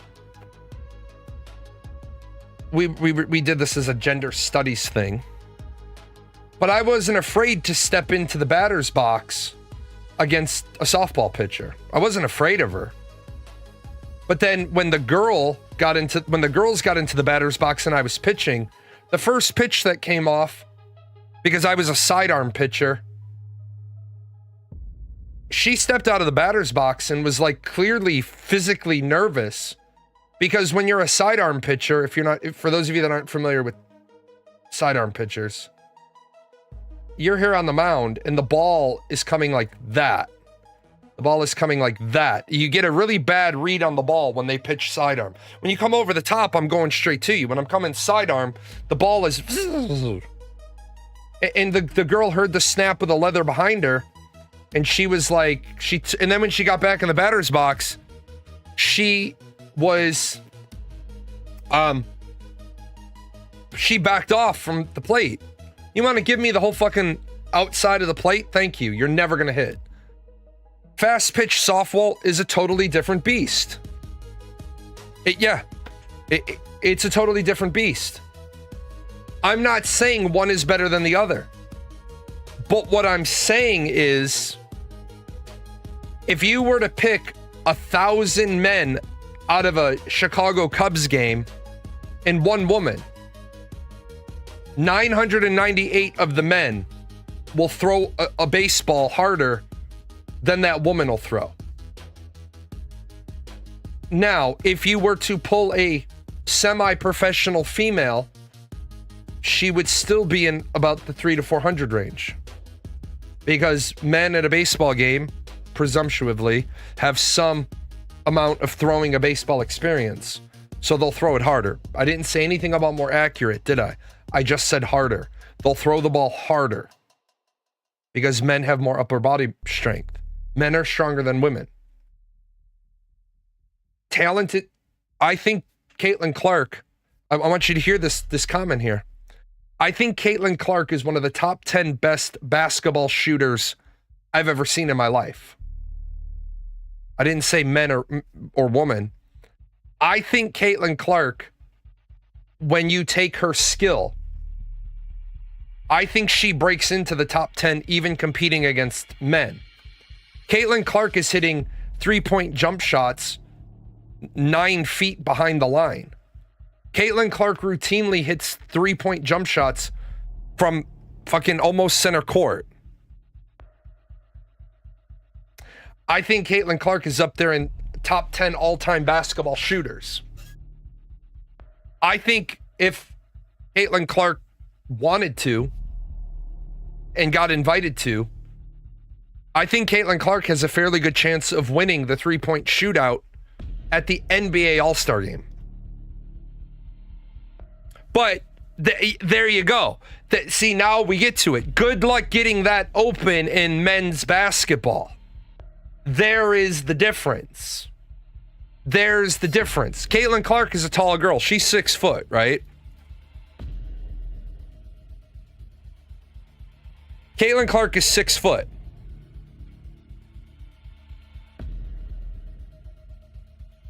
She's a tall girl. A tall woman. This bullshit that people say the WNBA deserves as much money as the men. Do you sell as much merch? No. Do you fill out as many stadiums? No. Then why do you deserve as much? Well, because you haven't been promoting us. Shit, man. You've been around since 1996. You're about to celebrate your 30th year anniversary. How much more do you want? Here's the argument. Nope, it's not an argument. I just crushed your whole argument. What were you? Well, it's not that college is a scam, it's just these majors that are worthless. I'm sorry, who the hell are you to look at someone's educational attainment and determine it to be worthless? You are using one metric to determine the value of that person's education, earning potential. Okay, I want to stop this woman because she's a fucking idiot. I only have to do a proper study. I only have to have one metric. If I do a study on the value of a college degree as plotted against earning potential, then yes, I can stratify the value of a college degree based on earning potential. If you had a college degree, you would know that. If I'm a hiring manager, it's my opinion that matters. Exactly. If I'm a hiring manager and I'm looking for a person with a degree in cultural anthropology, I don't want any degrees other than cultural anthropology. If I get 100 applications and 9 of them have cultural anthropology and 91 of them don't, I'm going to take the 91 of them that don't, I'm going to put a rubber band on them and I'm going to chuck them on the side. And then I'm going to review these 9 that have the degree I'm looking for. And unless none of those 9 even look interview worthy, I'm never going to go back to the other 91 applications. One metric. You speak with such derision about these blue-haired theater majors working as baristas at Starbucks. My God, I thought it was the academics who were supposed to be the elitist snobs, but you guys have us beat by a long shot. You know what? No art for you, okay? When you're walking through buildings and you see art on the walls, you avert your gaze. That's not for you. When you're going through... Wait, why isn't it for me? Why isn't the art for me? Because last time I checked, you don't need to have a fucking art degree to produce beautiful art. Cities and you see these beautiful murals, these art installations that you so love to take pictures of, to post on your Instagram, you just keep on walking. You don't get to benefit off of the labor of artists. No music, no movies, no TV shows, no... Hold up. Fuck you, lady. I don't have a degree in music, do I? Have I ever once said I have a degree in music?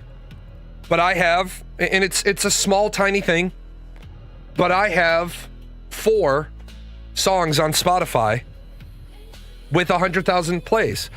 I'm sorry, but I think being a music producer, and I don't have a degree in music production either, and producing 4 songs with 100,000 plays is pretty fucking impressive.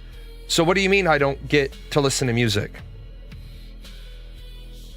I had this discussion with a younger woman the other week, and she looked at me like I had the IQ of a doorknob. When I had to explain to her I was attending school to learn CNC machining so I could go into a career field, and she thought it was a dead career field only because I explained I only needed 1 year of technical school for it, and the starting in my job area is $60K a year. Yeah. The thing is that a 1 year technical school is going to lead to jobs that pay more, because the university only created the curriculum because there's a need to take the curriculum. If there wasn't a need for the curriculum, they wouldn't be offering it. It's kind of like, oh, yeah, same with wanting to be a pro athlete. Waste the fucking potential when people are like, I want to be a pro athlete. You're probably not going to make it. I'm not saying that you can't, but I'm saying you have a better have a backup. Museums, no live theater, no concerts, none of that. You spend 1 year living in this artless, musicless, soulless world, and you see how valuable these people are to our society. Yeah, but who the fuck said they didn't have value to our society? Yeah, plenty of universities offer bullshit degrees, but the thing is they have enough people willing to take the degree. you know how much stupid shit we spend money on in this country? And yet it is a special kind of scorn and derision that we use to evaluate people who have gone into debt to attain an education that some in society find worthless. Wow, the absolute arrogance. Okay, they can study those things, but they shouldn't expect federal aid to be able to study these majors that don't yield high earning jobs. Okay, so which majors is it exactly that we are barring from federal aid because they're so useless to society? What about like Bible studies majors or theology or Christian ministry majors? I agree right there, 100%. I agree. Bible studies majors, Christian ministry majors should not be eligible for federal student aid. There you go, lady, and all your fucking stupidity, we got to a point I agree with. Religious studies should not be eligible for federal student aid. I think you're on to something. Because if there's an organization that tells you you need to have a master's degree to get it, then that organization should pay for it. If you're going to go to seminary school, why should you pay to go to seminary school to get a master's of divinity? What can you do with a master's of divinity? Be part of the church of some sort. Well, then if you're going to be a Roman Catholic priest because you're in seminary, the Roman Catholic Church should welcome you in and not charge you for it. If you're going to get a master's of divinity so you can declare yourself a pastor, like I can't declare myself a pastor. I can only declare myself a minister. I have a minister's license. I do not have a master's of divinity, so by law, I can't declare myself a pastor. I have to have a master's of divinity. But I can declare myself the pastor of my congregation. See the difference? I can't declare myself a pastor, but I can be the pastor. I'm a minister and I serve as the pastor for the Church of Jalan. We might start that too, just for giggles. How much are pastors raking in these days after graduation? Are they still going to qualify for federal aid to get those degrees? Well, some of because them are those getting degrees $15 aren't million cheap. a year. Or is it just the theater and the gender studies majors and the gender studies majors? You can all go fuck yourself because there are hundreds of you, thousands of you, tens of thousands of you, and you all disagree with each other. African American studies majors and the music majors, are those the ones that we are no longer going to allow to receive federal aid? And you know, the wild thing is we're having this conversation on TikTok, okay? TikTok, YouTube, Instagram. Content creation is currently a $250 billion industry. That you don't need a degree to get involved in. Set to grow to $480 billion. Artists, musicians, philosophical thinkers, journalists, writers, they're no longer constrained to the traditional media gatekeepers. I hate to tell you, but YouTube, TikTok, Twitch, they're all traditional media. They are in business because they make money. If they stop making money, they won't be in business. Have no idea what they could build for themselves with the foundation that they earned in college. How dare you? Okay, I'm done with her.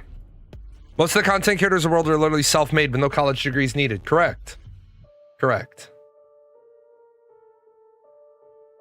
What do you mean college isn't education? What does that even mean? That makes no sense. This is how you know colleges and universities have done a terrible job combating public misconceptions. Now, colleges have done a terrible job combating misconceptions, but she was just arguing a minute ago about college being great. Haven't I been saying for the 7 fucking years I've been streaming that colleges have gone from actually being centers of education to centers of making sure that you figured out a way to pay for it, you showed up properly dressed most of the time, and you didn't get any felonies? Because my comments are flooded with statements like this. Colleges and universities have failed to define for the public what a college education is and what is actually happening in our classrooms, and our faculty are bearing the brunt of that failure. And I'm not yelling, okay? My eye is just twitching. Okay, just listen. I think part of this misperception is misperception, not misconception, misperception. Because you can be mistaken on what you perceive. Just a misunderstanding of what college professors are, what we do. College professors are not career readiness counselors. College professors are not corporate job trainers. We are academics, okay? We are nerds who do research. No, you're not. College professors are absolutely not that, because I know a number of college professors that they got tenure and they haven't done a single piece of research since. They did their research, they wrote their thesis, they did their research post-thesis, published a book, published a study, worked for 7 to 10 years, got tenure, and some of them haven't produced academically since. Who we are expected to research and advance knowledge in our field. We are field subject matter experts, and we impart that expertise to the students in a process. You impart knowledge, so you indoctrinate. Of education, okay? We are educating the students on our knowledge. No, you're not educating them on your knowledge. You're presenting your knowledge. On what we are building behind the scenes through the research that we do so that they can go out into the field and be practitioners of that knowledge. She just, if you didn't notice right there, she just clearly defined indoctrination. Like, let me give you an example. Let me give you a great working example. As a social studies teacher, I don't fucking teach you what to learn. I teach you how to learn, and then I challenge what you attempt to teach me. I attempt to challenge your beliefs. Okay? So I say to you, convince me, make an argument about the US Constitution. Well, what kind of argument? I don't care. Make an argument about it. We've been studying the US Constitution for 15 weeks. Your final project is to make a compelling argument about the Constitution. Well, I don't understand. Well, that's all I'm going to give you. Here's the rubric. Here's the assignment. Make a compelling argument about the US Constitution. One kid comes in and says the newsroom clip, it's a masterpiece. Great. What makes it a masterpiece? It's all about limiting the power of the government. It's all about protecting the rights of the people. It's all about preserving a union. All these things. I'm like, great. You learned a lot. I have a couple of challenge questions. Yeah, if a person came in and said, I think the US Constitution should be rewritten because it's fundamentally flawed and it no longer addresses all the key pivotal needs of the citizen in the year 2026. Cool. Give me 3 examples. The difference is when you come in and I'm teaching an advanced class on logic gates or a particular piece of equipment, and I walk in and I said, hi, I'm Tech Sergeant Jalan. I'm here to teach you about this piece of equipment. What I teach you is the entry-level stuff. As far as you're concerned, you're being taught by God, which means when I write STFO on a part of the board, that means stay the fuck out.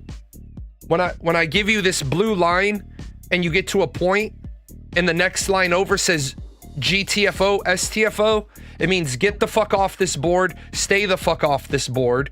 You jump from this board to this board. If the reading is this many volts here and it's not this many volts here, you are not going to test any component on this board. You are going to swap Tronic out this board, pull out a new board, put it in. You're going to take the old board in. You're going to fill out the label, and then you're going to put it in the box. And we're going to ship it back to the company. Because we don't board troubleshoot this piece of equipment. It's 9.7 here and it's 0 here. Great, you have an open on the board. But weird, doesn't fucking matter. Pull it, send it. Now, but Sergeant Jalan, I see you at your workstation board level troubleshooting. Because I'm an E6 and you're an E3. That's why I do board level troubleshooting and you stay the fuck out. If you're down here, you get the fuck out and you stay the fuck out. Yeah, your default status is stay the fuck out until permitted. Yes, because that is how teaching a technician works. Reminds me of my friend trying to teach me how to be an electrician. Needless to say, I didn't make a good electrician. The problem is, it's not about why. It's about for right now, this piece of equipment is beyond you. But she literally talks about education and then gets to indoctrination. And yet you wonder why people have no faith in college degrees.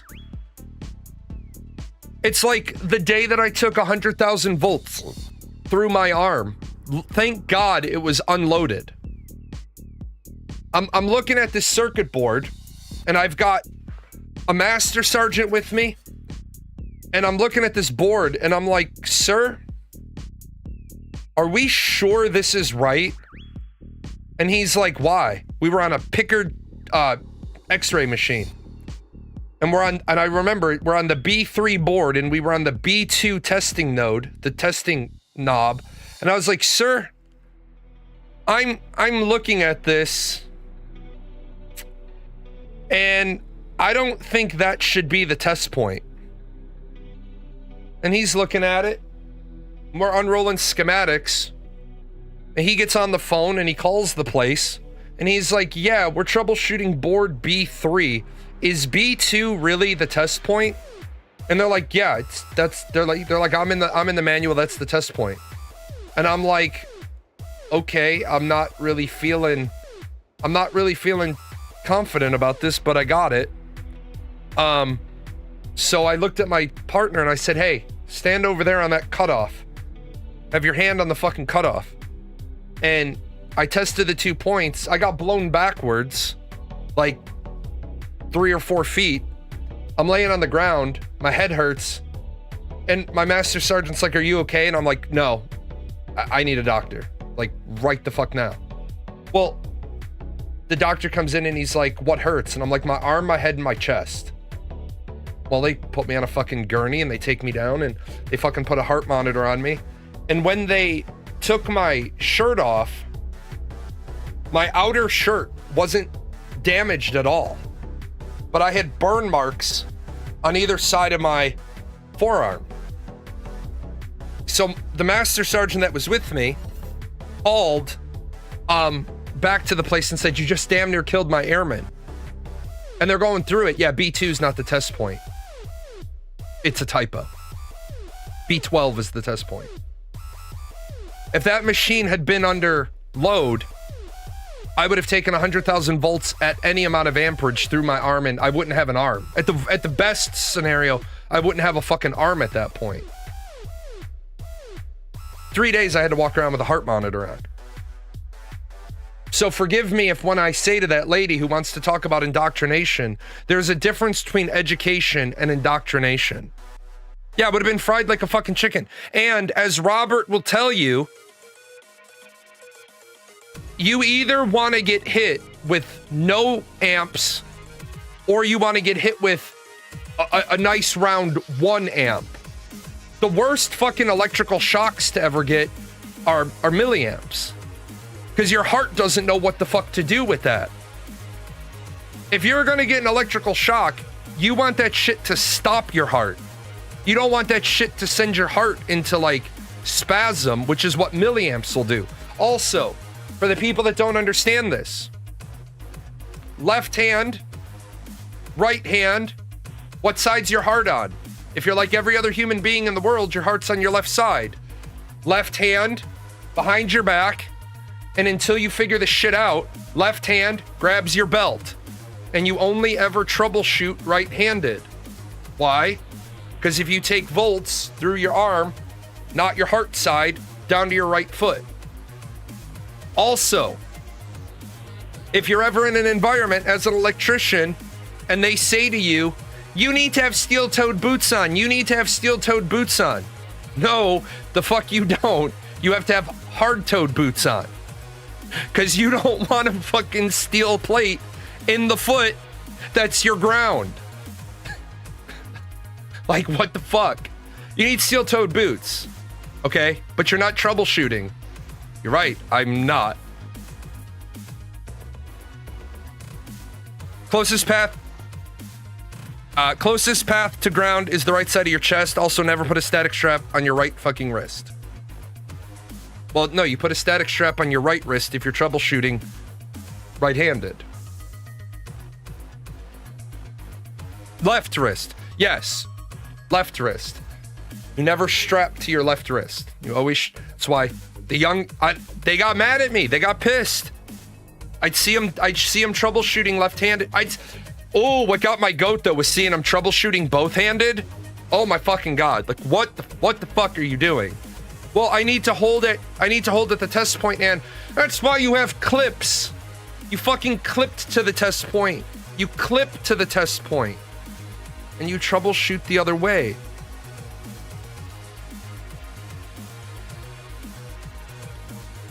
But that lady says education isn't needed, or is indoctrination. Also, by the way, because I don't have time to do one more video, what I will tell you is one of the worst fucking things I've ever responded to was a person that was standing on a metal ladder troubleshooting an electrical circuit, and human skin slides off of a human body. If you didn't know that. When you have turned yourself into a crispy critter, just like the skin comes off of a chicken, like when you barbecue a chicken and you bite in and you pull all the skin off in one bite, humans do that too.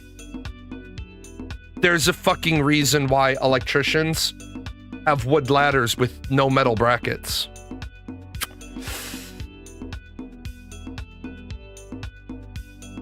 I'm gonna go put a fork in an outlet. I should be okay. No, you don't put a fork in an outlet. Let's do the fork in the garbage disposal. Anyway, I have to go pick up groceries with my daughter because apparently if you're on food stamps, you can't, if you're on food stamps, you can't go to school. So rattle this one around in your brains until Friday. If you take 0 college hours and you work 20 hours a week, yes, you can get food stamps. If you take 0 college hours and you work 20 hours, or if you take 12 college hours and you work 20 hours a week, yes, you can get food stamps. If you take 0 college hours and you work 0 hours a week, yes, you can get food stamps. But if you take 12 college hours and you work 0 hours a week, no, you cannot get food stamps. And as soon as somebody at the office can make that make sense to me, I'll let you know. I will see you guys tomorrow for video games. I wonder if the organic meat sack that runs this channel knows a lot of these sponsors don't sponsor us anymore. They were longtime sponsors. The credits are fine. Do we get paid? Is any of this sponsorship money for Gail, Daisy, the Chaos Fund? You are a figment of Jalan's